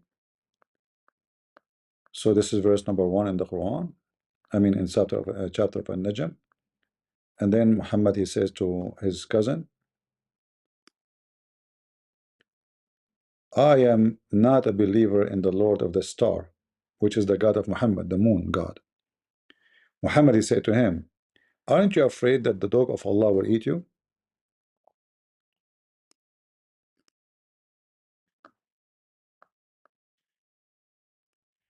He said, Utbah ibn Abi Lahab said, I disbelieved in the Lord Peace of of the the Lord to all Star. of you. So the messenger of God, may God bless him and grant him peace, said, Do you not fear that the dog of God will eat you? See, Allah have dogs. Any one of you, by the way, if you don't listen to me, I can send you the dog of Allah. And then according to the story, the dog of Allah ate the guy. I'm telling you, true story, brother. It's true story. But for some reason, I cannot post the link. I have to shorten it. Let me see if I can get it from different link. The same book, I mean. Uh,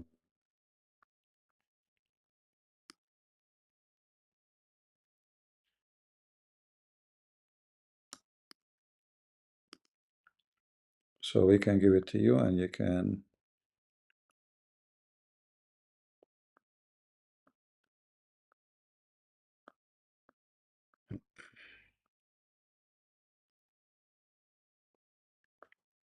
All right, this is Ibn Kathir actually. It's the same.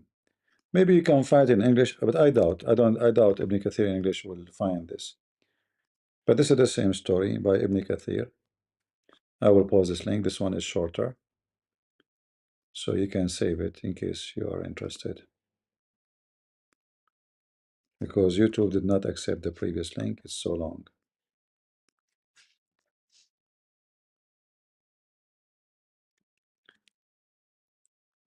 Al-Fati, how I made your day, my friend. What I did, tell me. How I made your day. Yeah, so Allah have a dog and his dog will eat you.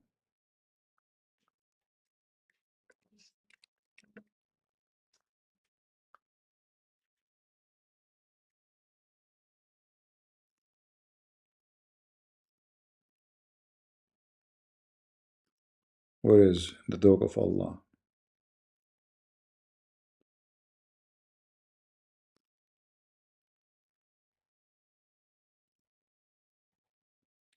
He is talking about. Let me be sure that this link here have the reference as we.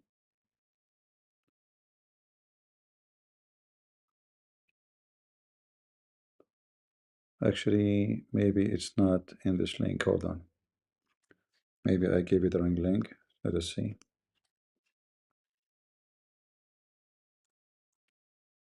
Yeah, actually, forget about the link I gave you. It's not in that page. The search gave me wrong. Let us see.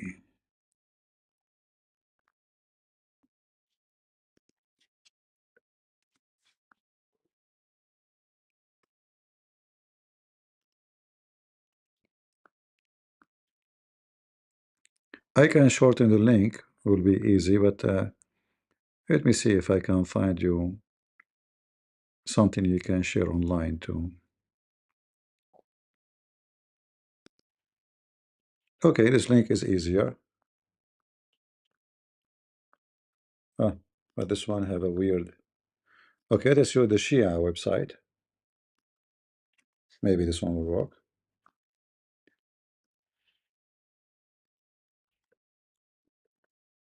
It's the same. You know what? Let me shorten the link. I mean, I give up. Man. Shorten link, shorten link.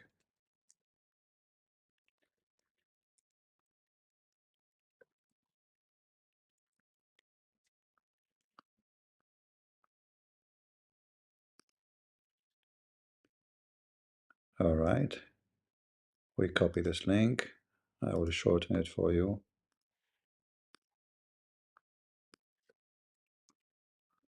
See how much work we have to do just to give you a link. Unbelievable. Unbelievable. All right. Okay, let me know now if it's work. All right, I will post the link for you.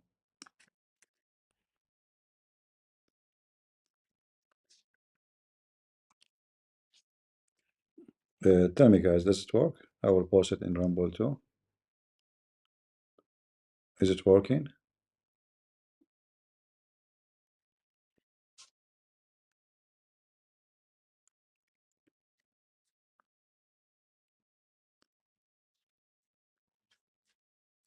It says there is a problem. What the payment?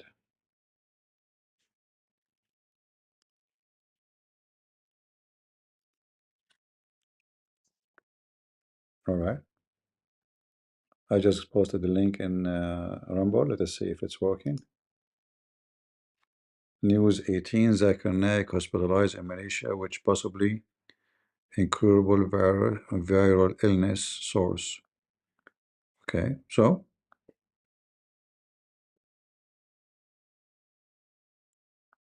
is that in Indian news? Is that in Indian news? If it's in Indian news, how can I take it seriously? Yeah, this is Indian news. Forget it.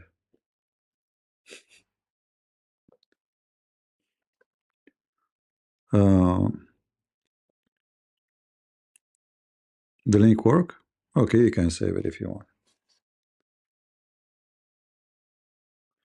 All right, guys, I think we have enough for today.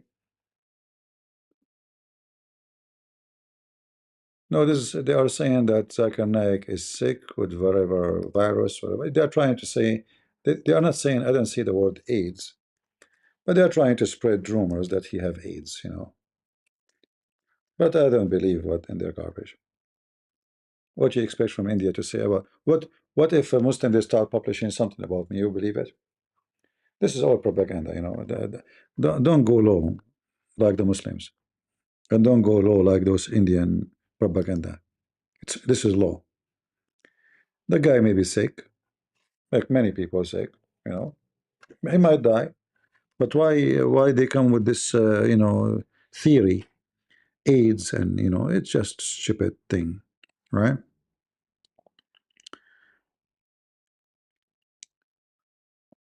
For me, I don't support those kind of you know propaganda. You want to fight the guy teaching, fight it, but don't make it personal. smearing somebody is evil. All right, even if it's doing it to a Muslim, doesn't matter. Smearing people are evil. Don't do that. Yeah, I think even India going after him is not being fair because there's no proof that he did support any kind. I mean, I believe every Muslim support terrorism, but they claim that somebody watched his video and he's under the influence of Zakir Naik, and because of that is he's wanted. It's just a stupid thing.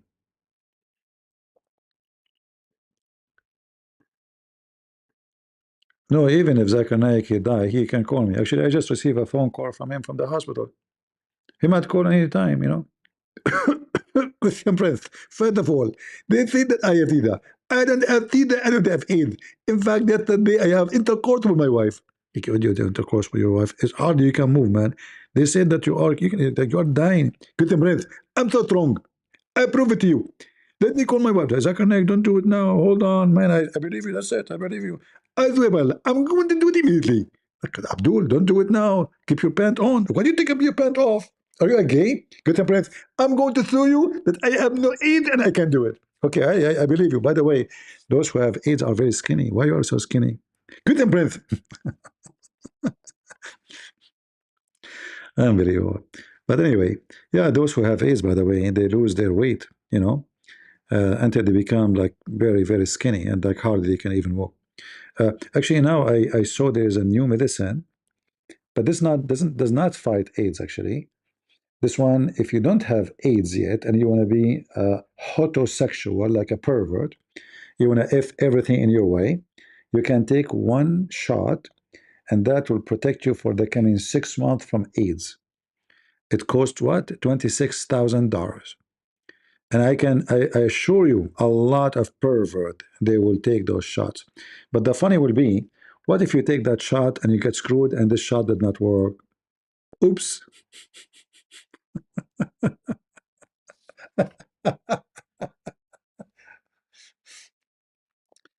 See, the best way human being he cannot protect his dignity and his health is to stay away from sin, because sin they bring nothing to your life except disaster. There's a million sexual diseases. Disgusting. Go right now and type sexual disease. You will see image will make you vomit. Will make you even hate sex. So you want to have sex, a man or a woman, go and get married and be faithful. Because remember, if you're not faithful, even if you are married now, you go and sleep with somebody, you bring disease to your wife, to your children. Don't be an idiot. Don't be a monkey. All right? Don't be stupid. And I believe actually sexual diseases is a penalty from God for the evil ones, for the pervert. Because a human being is evil. He wants from everything. And you don't want to, if you want to, God, He gave you, the pleasure of sex. He created on you. It's not against God, but you decide to be an animal. And the second you became an animal, well, you will be treated like one. All right? If you don't like a woman how she look like, why you marry her? Why you marry someone you don't love? You see, because if you love a woman or if you love a man, your husband, you will find him handsome, even if you look like me. You will not look to other person. That's why loving somebody is very important. Don't just marry somebody. Love the one you marry. Otherwise, don't never marry. All right? And if you love somebody, even if he look like a monkey, you will see him the most handsome person. Like my mom, she loved me. She think I'm handsome. Ask her. Ask her. She will say to you, my son is the most handsome boy ever. Oh, he's so good looking. Mom, are you talking about me? Yes. Yeah, yeah, yeah, yeah. Yeah, she love you.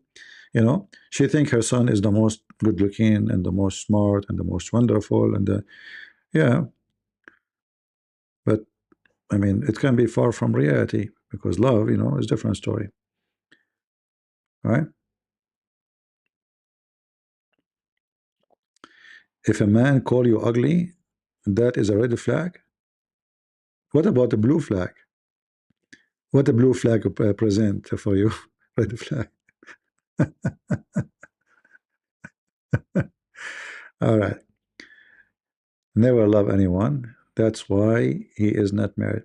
You know, for me, actually, uh, loving a woman, I have to love her brain before I love her look. Men usually they love the woman look, not her brain. I cannot live with someone stupid or someone think in wrong way. You know, you can be the most beautiful woman ever been seen by eyes, and then you open your mouth. I will tell you a story. When I was a teenager, there's a girl I met. I was a teenager. Uh, like the second I saw her, I want to talk to her. I mean, she's so beautiful. I mean, look, she's like a cartoon. Unbelievable. So I spent the whole night thinking about how tomorrow I'm going to find an excuse to talk to her. Honest to God, the whole I didn't sleep. I went second day, you know, my eyes like have bubbles on them. And then when I went to the school, she came to me. I did not even come to her. She came to me and said three, four words. I felt disgusted. She have a voice of a man, literally a voice of a man. And I felt like, what happened? Who's talking? You know, like what? So everything I imagine about this beauty disappear in a second. And then I noticed how stupid she is. Like the word she said, I forgot what she said. So she have an ugly voice. She have a stupid words, but she looked like a statue. In fact, her name is a statue. Her parents, they call her statues, you know? This is her name. And she is literally what the name is, statues. She is just a look, but she is very, very, I mean, look is very deceiving. So I said to myself how stupid I was, spending the whole night thinking how I'm going to talk to her without being offensive, and she complained, and maybe she will tell my parents, and my dad will school me, and my dad is very tough, and my mom is more tough, and then I will be like I will be in the, you know, like maybe kick me out from the house because I'm being unfaithful child of, you know, of the family, going after a girl and being rude to her, you know. So and then she just said few words. I said to myself, "What?" I didn't know what to say. It's okay. I have to go. I have to go. You know. So don't love a woman for her look, because tomorrow you will see someone she look even better, and then what you would do? And don't let a man love you because you look good. If this is why he love you, or he says that, he don't love you. He love any woman. She will look better than you. Same for the man. Never marry a woman. You know, she said she want to marry you because you look good. Tomorrow she will see somebody look better than you, or there's somebody look better than you. It doesn't matter how good looking you are or how ugly you are. Never marry those men or women who they love you for your look, because they don't love you, they love your look. And the second they find a better look, they love that look. Which means this is not love, this is just, you know, attraction for a look. Uh, if you love a brain of a person, then you see the beauty in a different way. You see, remember we spoke before about you go to a dark room, you see nothing. It's a dark room, but then you settle down for 2 minutes, 3 minutes, and then you start seeing things. What I'm seeing now. Well, now you, because your eyes is used to darkness, and you can start noticing things. There's little light is enough to see. So when you are in love with the brain of a person, your love will never go down because you enjoy every word he say or she say. You don't see the face no more. If we do the opposite, and you are with a person, each time he talk or she talk, she make you or he make you vomit. 1 minute with this person will make it like hell, will make it like a year.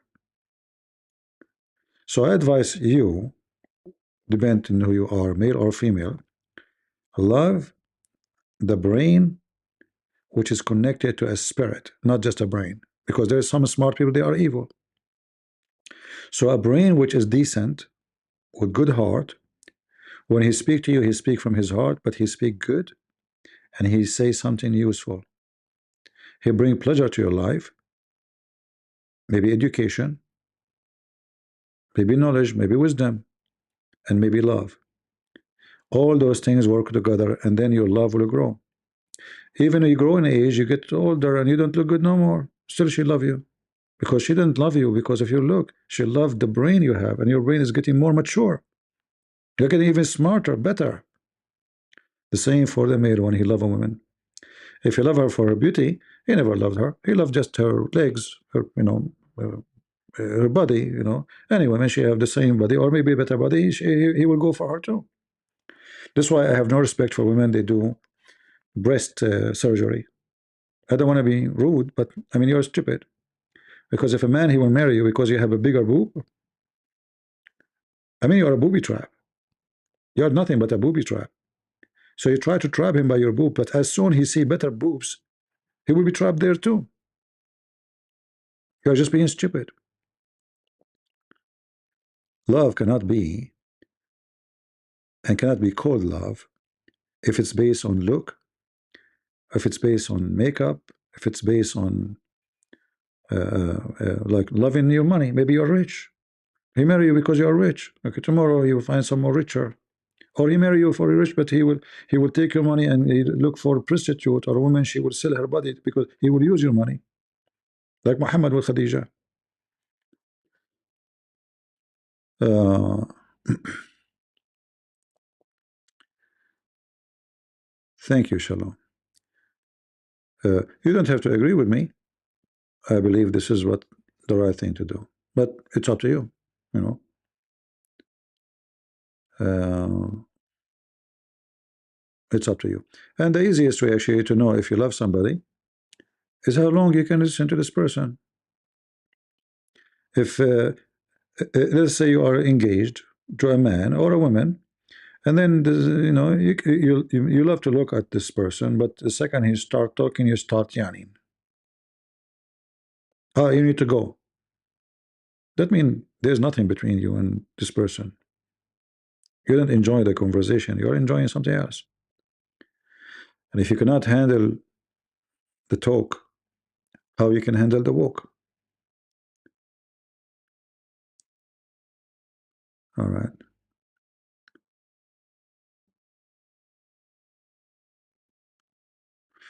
All right. Somebody saying, Raquel saying, yesterday you said that Jesus came to complete, not destroy. So somehow, how some Christians don't abide by the law. There's a law is given to the Jews, not to us.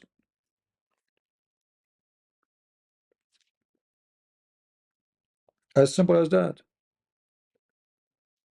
Like, did God command the Christians who they are convert, they are not Jews, to the Sabbath? Did he command you to do circumcision? If there's anything about you as a pagan person? So there's a command given to the Jews specifically, and there's a command given to the, have nothing to do with the non-Jews. That's why you see when Paul he speaks, he says, when I speak to a Jew, I'm a Jew. Well, what does that mean? This Jew, he understand the law, he have a law, and he have to follow his law. The one who is a pagan, he is not a Jew, he have no law, he don't understand the law, and the law does not belong to him. So when Jesus says, I came to complete, not to destroy, he's saying that I complete everything, I destroy nothing. However, I give law, and the one is given, he have to follow. So when Jesus spoke to, and he said, I have sheep other than this, fold, or the fold. He's speaking about what? About people who they are not Jews, and they are not under the covenant of God with the Jews. So when God, he promised Abraham the land of Israel, did he promise me the land of Israel? No, he did not. I'm not from the children of Abraham. So Jesus came to complete, not to destroy. All right? I hope you understand what I'm saying. Same time, even the Jews, when they understand the law, they understand it wrongly. Like, remember the Sabbath? What Jesus says? Sabbath was made for the man, not the man was made for Sabbath. Is the man more important than the Sabbath? God do not need anything from you. Well, what Sabbath will do to God? When God, he forced Sabbath on the Jews because they are greedy. They're working. They abuse their slaves. There's no break. There's no weekend. There's no holiday. So Sabbath now will make everybody take a rest, even your servant. You don't do anything, neither your servant. So it was actually to protect more the servant. It's not for God. You pray on Saturday or not Saturday, who cares? God, God, he will care really. Like when you pray, are you praying to make God happy? When you feed a child, is that because you are fearing God or because you believe that this is good thing to do? So when Jesus says, "I came to complete," I came to complete not only the law, the understanding of the law. The Jews used to get married and divorce, like Muslims. I marry today, I divorce her tomorrow. What Jesus said is, "I came to complete, not to destroy." Marriage is there, but you are abusing it. You don't divorce your wife. You don't throw her. You don't use her and dump her in the street. All right? You understand? So even the Jews, they were not following the law. And Jesus came to complete. It's been said to you, but I say to you. It's been said to him by who? By prophets before. But who is the one who was talking? God still. But I say to you, because you have the authority.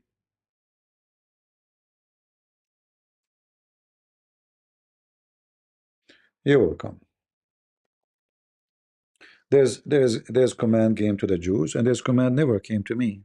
I have nothing to do with it. All right? And actually, you see in the Bible, you can read the disciple of Jesus, they're discussing these issues about who is the one who should follow the law and who is the one should not.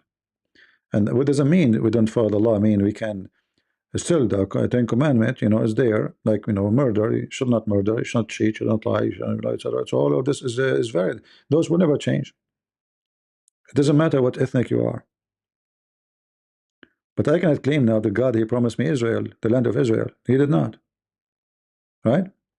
God, he promised Abraham and his seed the land, not me.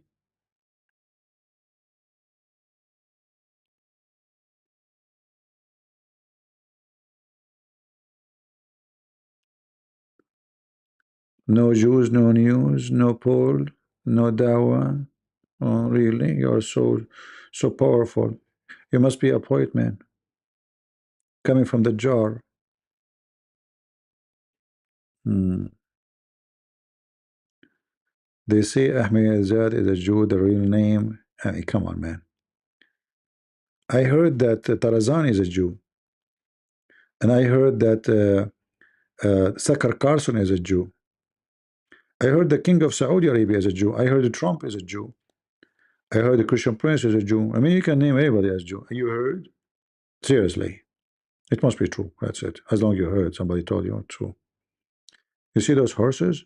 You see the second one in the right? This is a Jew. The other one is in Hindu. Yeah. That's why their sound is different. You guys, you believe anything you hear? Don't be, uh, don't be just an, like the Quran speak about Muhammad being an ear. Don't be an ear, because then anyone will fall in your ear and you believe it. Uh, didn't Abraham have other descendant? Yeah, he have Ishmael, but they are not the one that promised. The Bible is so clear about who is the one promised and who is the one who is not. Ishmael is promised something, and the children of Abraham from Sarah promised something else. Each one of them, God, he promised to them a promise, not the same promise. And there's a reason for that. Abraham, he married, he gave up on God. He said to himself, I become old. My wife is so old, and what? Obviously, she cannot have kids. How many years I will wait? In the old days, even now, if you live in the Middle East, having kids is the most important insurance. Having kids is your defense, is your security, is your police, is your insurance, is your income. Because when you get old, who's going to help you, survive you? There's no special care, there's no government, there's no social security. So having children is the most important accomplishment you do as a human being. And Abraham, he spent a lot of his life never have one. So he took the maid as a wife. He gave up on God. But God, he gave him, he showed him that you're wrong. I can make your wife. And even the wife, when God, when the Lord, he came to Abraham, Sarah, Sarai, her name became Sarah later, she laughed. I mean, what? I will have a son? What? I will have kids? Me? Now at this age? So actually, this is a great example of how we give up on God, and we think that is it. The mission is impossible. But always remember something: what the Bible says. Nothing is impossible with God. The one who created those this ocean, those horses, those fish, the stars. I mean, giving you a son is nothing. The God who gave birth to stars every day. Every day there's a new star is created. His creation never stopped. Am I wrong that Allah created evil when He created Iblis? No. First of all, Allah did not create anything. Allah is a fiction God. So when you say Allah created evil, I mean, are you admitting that Allah exists? The only way I say Allah exists if you accept that Allah Himself is Iblis, which means Shaitan. But you can say Allah created Iblis, that means He's not Iblis. He's a different person. However, that logic will go back to you if you are a Christian, because who is the one who created Satan in Christianity? God. But He did not create him to be Satan. God, He gave a free will, and this creature decided to go against God, the same as you and me. He gave me free will. I can curse God now. God did not create, like the Bible says, God created evil too, but He did not create you to be evil. But that's what the Bible says. He created you, but by creating you, He created evil. But He did not. It was not His will to be evil. God, He gave you free will. So your free will created the evil, not God. All right?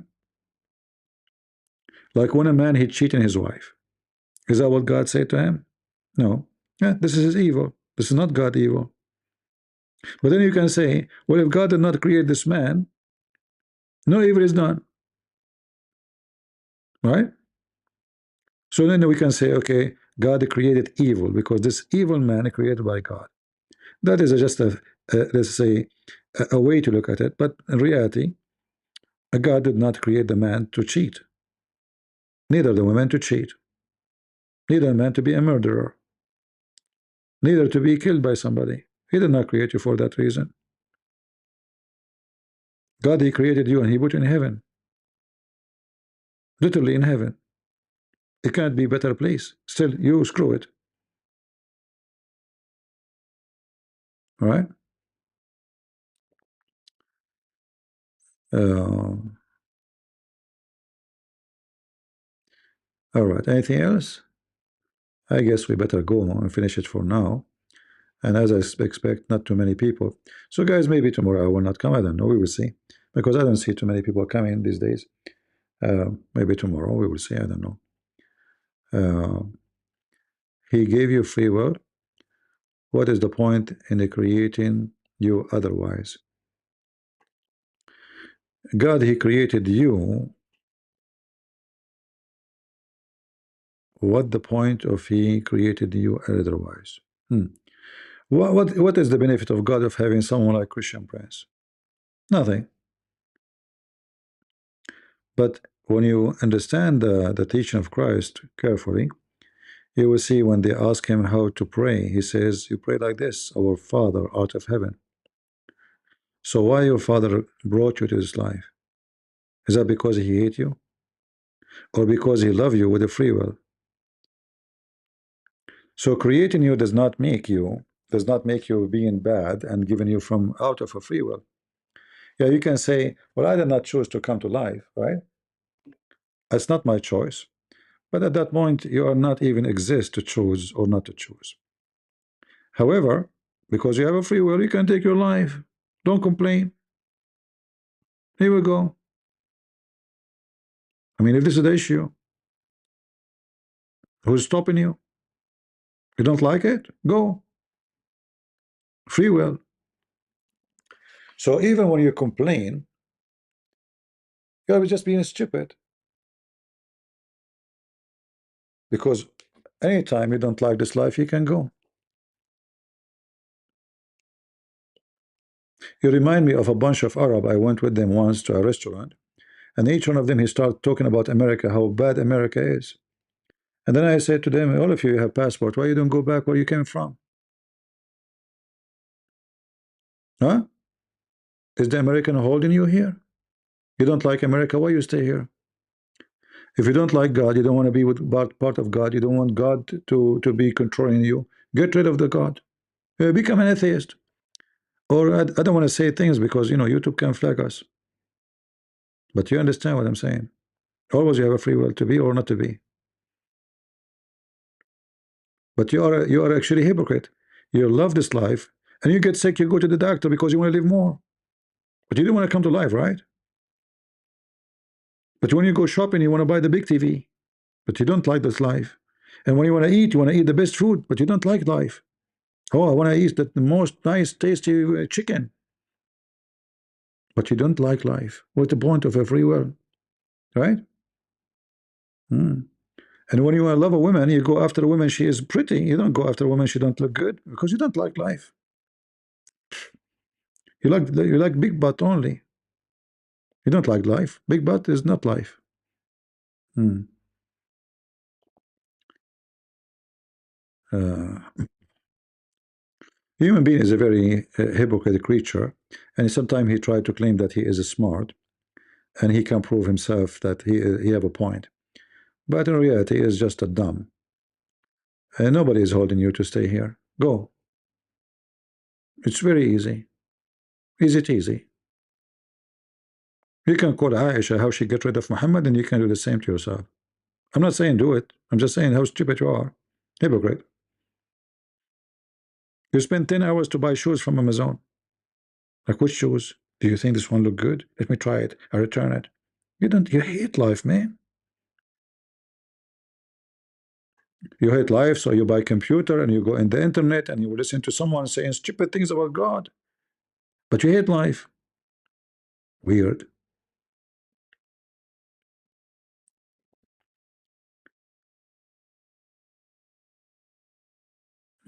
CP, just let me know. Let you know I am a Jewish born, raised in Morocco, and I learned the Quran and the Tanakh, but unfortunately I was not educated about Christianity. Also, there's some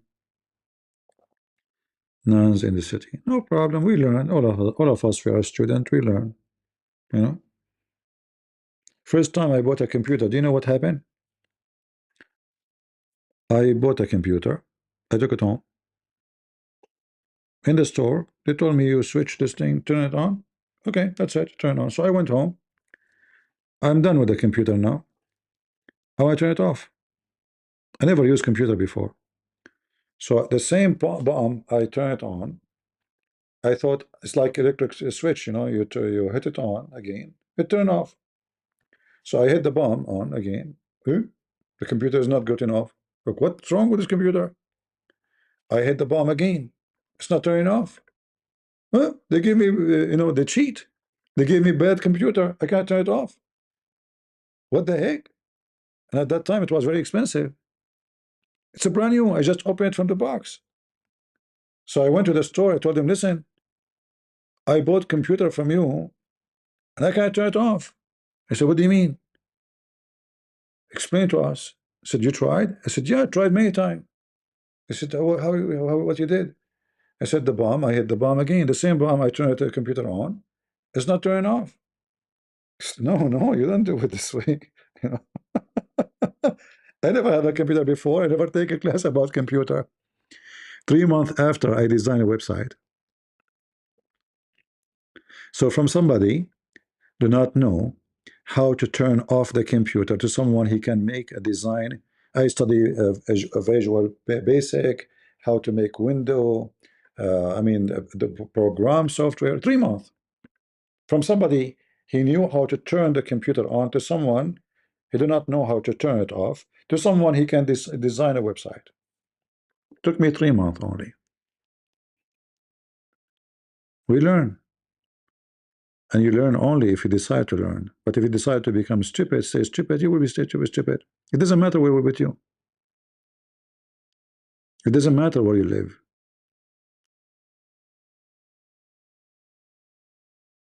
You know, in the ocean, there's all kind of creatures. There's the fish, there's a snake, there's the one they call it lion, there's the one call it shark, there's the one. You can be anyone you want in this massive ocean. You decide what to be. God, He gave you free will. You can be the author, you can be a writer, you can be a singer, even if your voice is ugly, because these days everything is possible. You know, you can be a witch, you can be evil, you can be good, you can be wonderful, you can be whatever you want. This is what free will is about. You can be ignorant, educated. You decide your life actually how to be.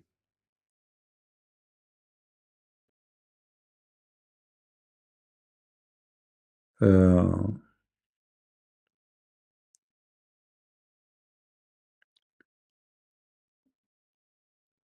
anyway, uh, all of us, nothing wrong. You see, I make fun of myself, and many they will be offended if they say something about this. Oh, how you say that about yourself? Why not? That will encourage people to see that you can be one day the most maybe ignorant about something, and then in a few months you can you can change everything upside down. That encourage you, not the opposite. When I decide to go and speak to educate people, I said to myself, how am I going to talk to those people? I don't even speak good English. I make mistakes in reading, I make mistakes in pronouncing. People will laugh at me. It's true. Many they'll make fun of my English, but that does not hurt me. I said, okay, they are right in this part, but they are wrong in everything else. They can't debate me. Even with my funny English, I beat the hell of them. So if my English is not good and yet they lose, I mean, how much their fuse is burned. You know what I mean? I burned their fuse with my funny English. So what if my English is so good? What will happen to them? So that make me more satisfied, not the opposite. Did not take my confidence. I said to myself, look, you are broken English. You don't even speak the word correctly, and when you read, you make horrible mistakes, and yet they cannot debate you. So that encouraged me, not the opposite. All right? CPY, you have only 2014K subscriber. What happened? I don't know. Usually I put a glue so when people walk by, they stuck. YouTube, don't let me grow fast because I don't make money for YouTube. I don't have support chat. If I support chat, they will not shadow your channel. Most of people subscribe to my channel, they don't receive any notification.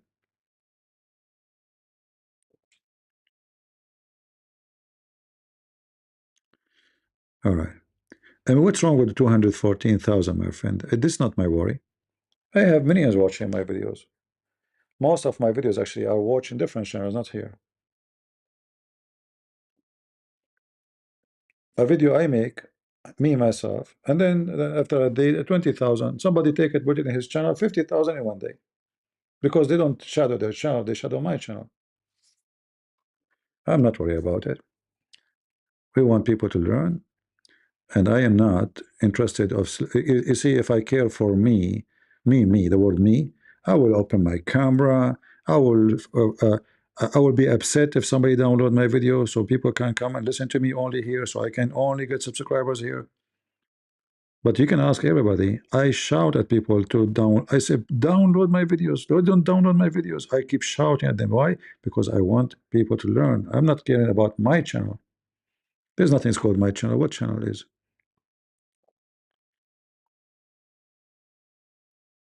I don't have one. YouTube can delete my channel today. I will open a new one. One person in there, subscriber. Who care? I will come. People will come back.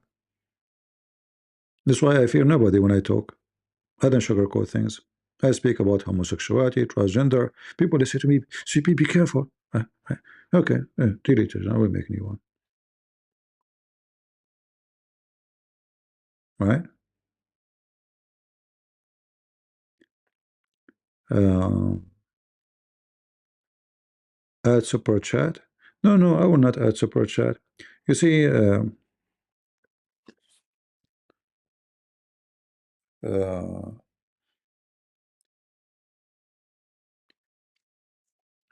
money,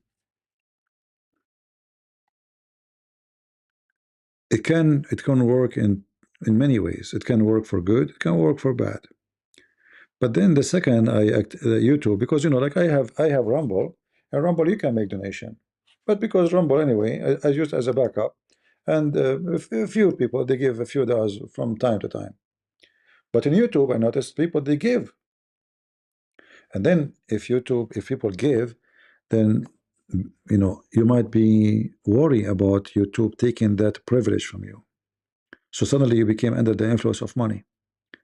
And not only that, I noticed that those who do super chat, the one who asks a question is the one I will answer him only if you donate. And then you will notice that the one who is poor, his question will never be in the screen. And then other issue too, like I am sitting in this chat, and then somebody he donated $100. I cannot donate $10. I cannot donate even $1. He will feel bad. So it's for the benefit of everybody is to avoid this. I'm not rich. I'm not a millionaire. But God bless me with many things. And if somebody want to donate, here we go. We have Patreon. I let them shadow me. But I don't want to treat people differently. All right? What about we say we have a school and only people with rich, expensive uniform can get in? This is what super chat is. If you go to all channels, especially those who call themselves Christians, oh, let us answer super chat. And if you like me to answer your question, don't forget to make super chat. I can show you tons of videos saying that. Even priest, he say that. If you like me to answer your question, don't forget to make super chat. How pervert, how evil, right?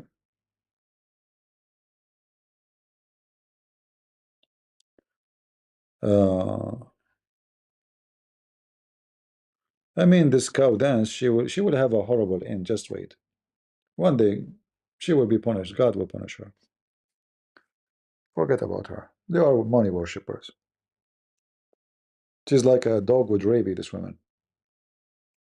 Literally. And then when you have super chat, you will be worried about YouTube punishing you, taking the privilege, or I will lose the money. No, I don't care. You take my channel down. Money will have influence on you always. Even if you say, "Oh no, I'm not. I don't care." The second you is there, is going to have influence on you. It's going to affect you. No, I stay 6 hours, 7 hours. Nobody can say I'm staying here because I'm a collect donation, super chat. All those before super chat, they never go live actually. If you go check every channel, nobody go live and nobody take calls live on air except Christian Prince. Is that true? Nobody for many years until one day super chat came to existence. Suddenly they are live 3 hours, 4 hours. It was only me who stayed 6 hours, 7 hours, 8 hours, 10 hours. And I take calls from anyone want to call me. Is that true? Then when Super Chat started, they want to copy me. And even they copy my admins. Anyone I make him admin, they make an admin there. Because they want to, they're thinking if we make the admin he have admins, people who come there, they will follow. Right? It's a very trashy, they are money worshippers. And why not? I mean, you see someone like Tucker Carlson, this guy, I don't know how many $1 billion he have in the bank, yet he's for sale for Qatar. Look how cheap they are. So if somebody have billions, still you can buy him. What about those who don't have billions? You can buy them a lot easier. Qatar is buying everybody for sale. CP, is it sin to drink one beer? Sin is sin. It's not about drinking a beer, or what sin have to do with drinking one beer or half beer. However, if you drink alcohol as food, let us say I'm sitting now, I'm eating, I took little wine, like actually today I did the Afkharstya, which mean, drinking. Jesus says, this is my body will be broken for you, and this is my blood, right? So I did that little tiny wine, little, nothing wrong with that. Anything will harm your body is against God, because this is not yours. God, He gave it to you. So you have to measure whatever you do. If it's harmful, don't do it, including food, you know, anything. It's about if it's harmful or not. So one beer, half beer, for me, one beer will make me drunk. I'm not used to drink. I want to drink it. Maybe one for you is water. Nothing happened anyway. So you have to judge yourself and see what is make it a pleasant drink but doesn't harm you or others. All right. The second is going to harm, it is bad. You understand?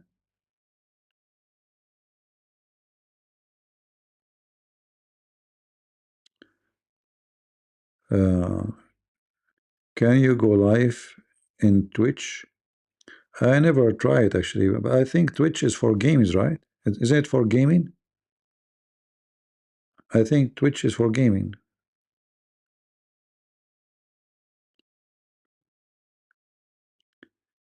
Yeah, Yeshua, he turned Yeshua in Arabic. He turned the water into wine, but doesn't mean you drink wine like water, right? You don't. The Lord, He says, little of it will bless your heart, little of it. Anything too much of it will be harmful. Salt will harm you. Too much salt. Jesus said, you are the salt of the earth.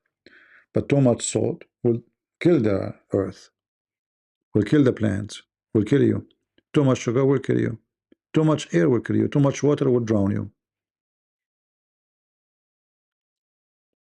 Right?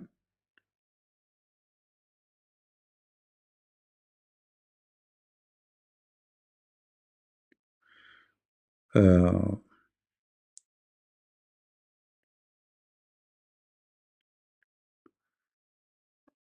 money evil anywhere? No, not true. Money can be very good.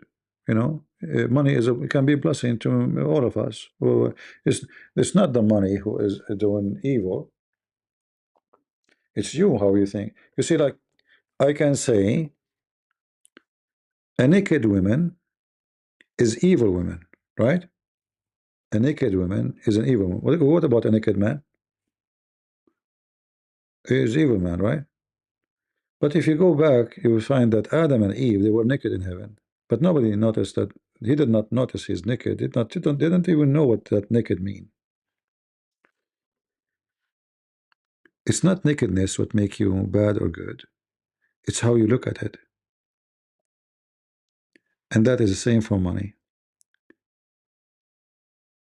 If you have a daughter and she is 20 years old, and you open her door by mistake without knocking at the door, and she was naked, changing her clothes, or she came from the shower, do you desire your daughter? No. Why? Because she's your daughter. Right away, your brain will block it.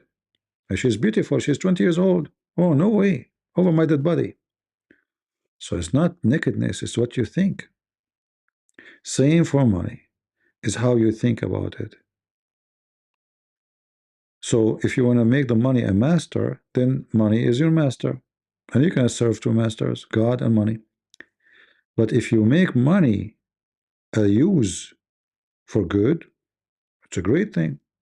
You can feed poor. You can adopt an orphan. God bless you with money. You can support a child. He can go to school. It's not money is evil, my friend. It's what how you think about it and what we want to do with it. It's the same talking about a knife.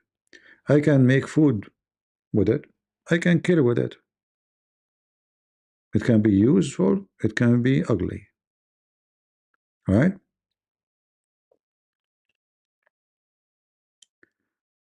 Uh, yeah. Some people they understand the Bible verses about money wrongly. They think that money is the problem. No, this is about the root of all evil. It is money if you think about money in evil way. Right? But we have in the Bible stories about people who make a donation. They are not evil. Here we go. Money is used for good. When they spend the money to build a temple for God, so this is money. It's good. There's no evil in it. It's what you spend the money for and what you use it for, right?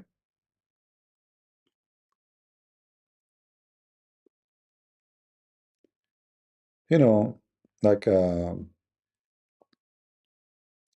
will give you a strange example. Just came to my mind. When you spit, spit, like spit. What you there? Like you say, spat, spit.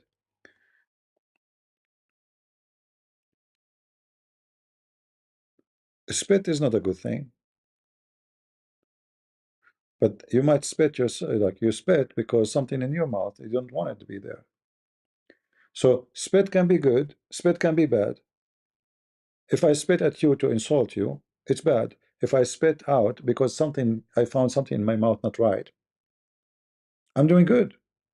The same action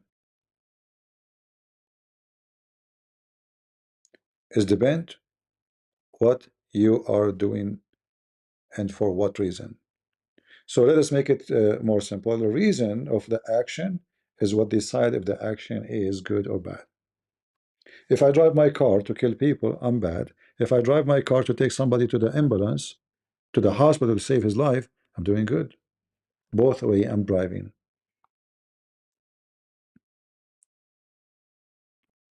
Is that correct?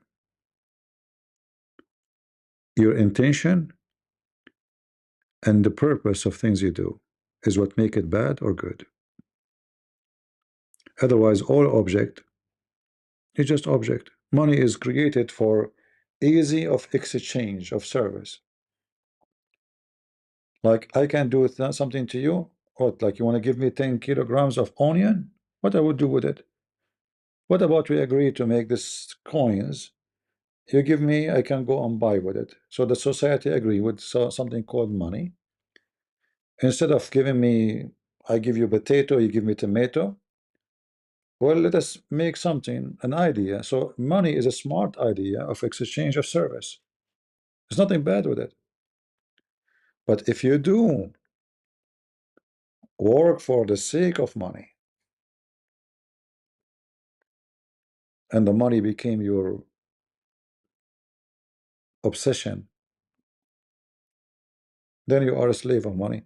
You know, I'm very grateful for the Lord. I'm not that rich, but I'm not that poor. Thank God I have a roof in the top of me. I'm not homeless. I have a car.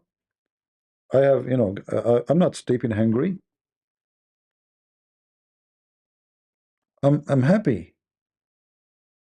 I'm so happy with everything that the Lord He gave me.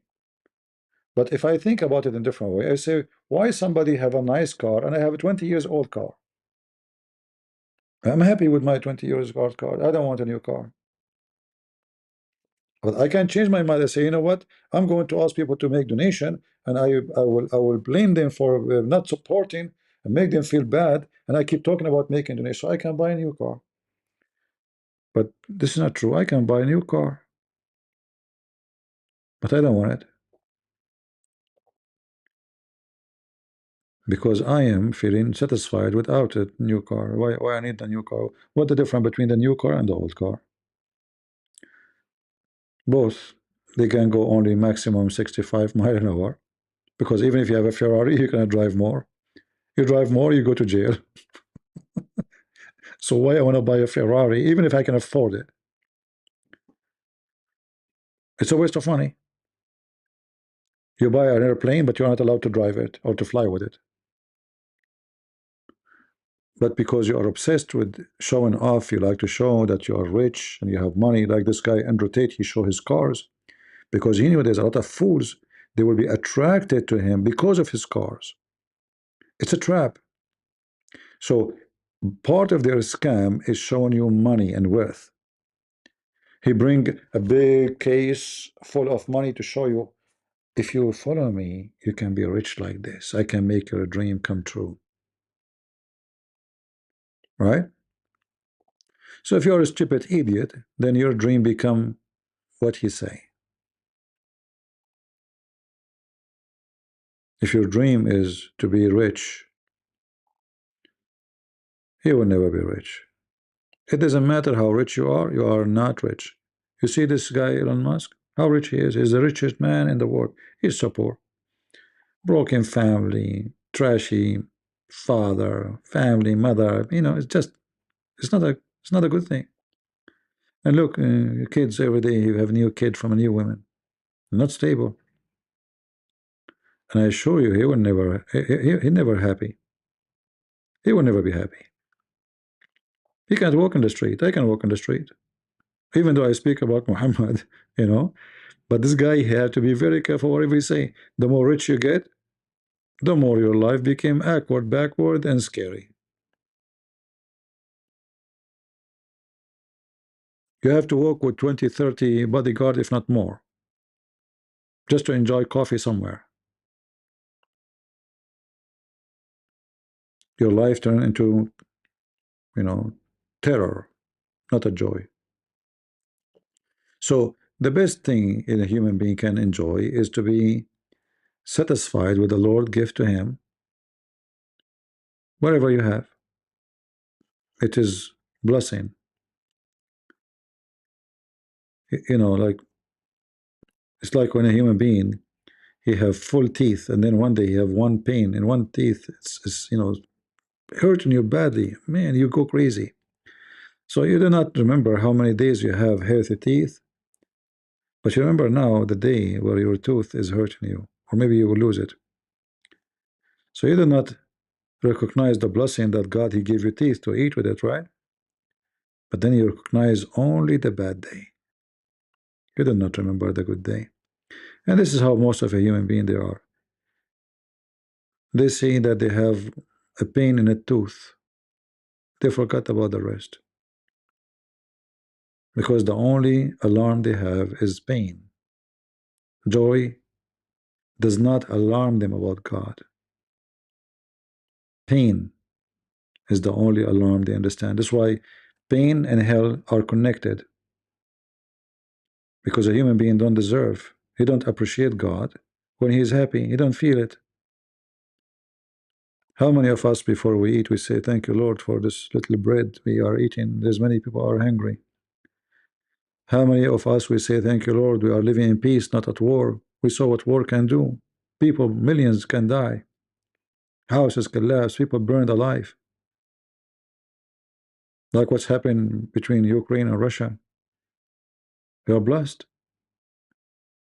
People cannot even be secure inside their houses. There's people, they cannot send their kids to school. There's kids that are sleeping as we speak in the street. You're lucky. You complain about your old phone. There's people never saw phone before.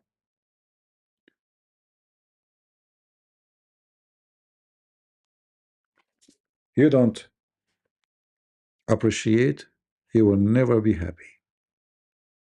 take it from me. So I wanted to give you just a few words before I go. Learn how to appreciate you enjoy life. Even if you are sick and you have cancer and you are dying, which means you will enjoy life even when you are dying. Because appreciation is the key of happiness, nothing else. If you don't appreciate, you don't have, you will never have, you never have enough.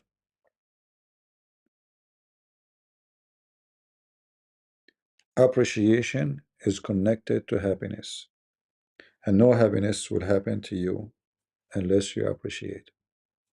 If you appreciate your son, you will be happy to have him. If you don't, you will be cursing him. If you appreciate your parents, you will be happy to have them. You will love them. They will love you. If you don't, you will be thinking badly about them, and you will be disgusted, and you are disgusting too. If you appreciate the little bread, bread, our lunch is bread. What's wrong with the bread? It's a gift of God. Imagine if we take it away from you, and then the meat of your stomach will start eating each other from hunger. You are lucky to have a bread. What if God take it away from you? Trust me, it happened that there's people die from hunger for real. So say thank you God for the bread. What about water? Oh, water, out of water. No, there's people that die because there's no water. Appreciate the bread, appreciate the water, appreciate the breathe. You breathe. Imagine if you suffocate for a second, what will happen to you? Imagine if somebody put something in your nose, on your mouth, and you could not breathe for a minute. You're dead. Breathing is a priceless.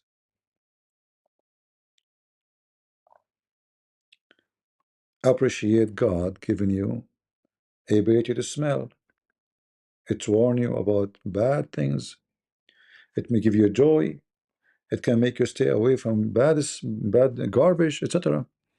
Please debunk the logic of proof Chong logic on Christianity and Judaism and the current world politics. I don't know who's this guy. I never heard of him. Who is this proof Jong Ching? I don't know him.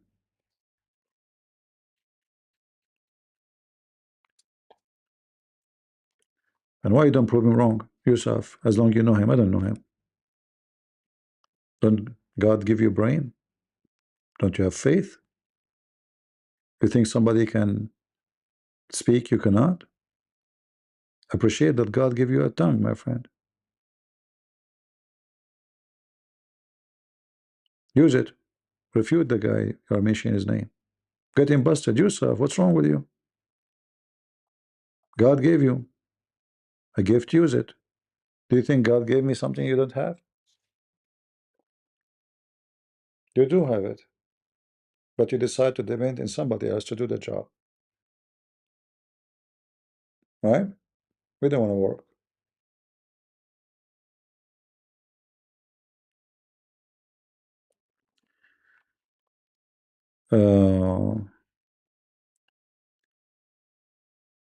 All right. I want to say thank you guys for being here. I got to go, and until we see you soon again, we pray to the Lord that He will give us more wisdom and will give us more ability to understand so we can enjoy, because understanding is a joy. Ignorance is a big problem. The Bible says that my people have been perished because of their ignorance. And the number one ignorant is to be a person you think that you are above God and you don't appreciate what He gave you.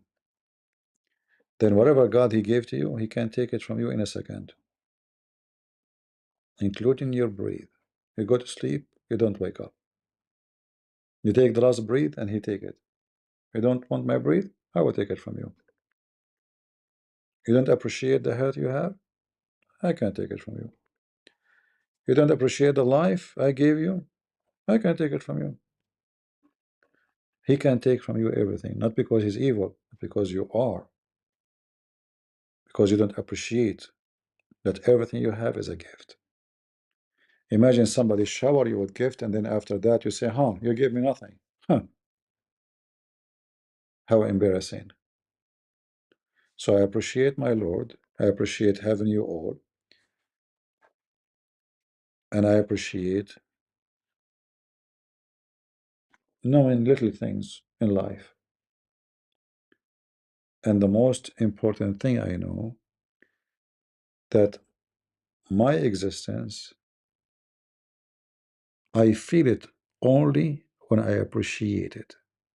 The second I don't appreciate, I don't feel I'm exist, because then I just became an object.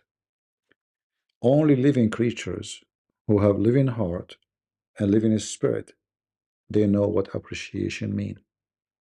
Animals just eat. They don't appreciate. They eat. Keep eating. Never stop eating. Human being, before he eat, he say, thank you, Lord. He recognize appreciation is you understanding that everything you have is a gift from God. And because he gave you everything, what about we give back? And how we give back? Being good to others, loving, wonderful. Be an honest person to your wife. Be a decent wife. Be a loving person to your children. Be nice to your neighbors. Loving, wonderful. Be an image of God. God, he says, I created man in my image. In my image, I created man. So if you want to be as God wanted you to be, he gave you his image. Shouldn't you respect the image God he gave you? Shouldn't you appreciate it? And if you do, then you appreciate the image of other person, for he have the image of God too. This is why we are the only ones, when we pray to God, we call him Father. For children, they have the image of their father. And when the father see you abusing the image of one of his children, and supposed you are one of them too, then you don't belong to the family, and you shall be kicked out, because you violated the dignity of the house, the protection of the house, the name of the father, and the name of the child of God. Those who belong to garbage, they will go to garbage, and those who belong to heaven, they will go to heaven. And children of God will be in heaven because they deserve to be, and those who will be in hell because they deserve to be. So either you reserve the image of God, stay away from sin, love others, be good to your family, never cheat on your wife, never cheat on your husband, or you are going to end with the trash. And this earth is full of it. Bees go to flowers, and flies goes to garbage. Which one is you? Thank you all for being here. May the Lord bless you. And God is good. So is Jesus. We are the crusade. And we will see how many of you we will have for today. If not too many, I will wait maybe another day, because I notice a new video will always, let us say, shadow the previous video. Nobody watch it. People like only the last one. So let us see. If the view is good, I will come tomorrow. If not, I will give it another day. All right? God bless you, and see you soon. Take care.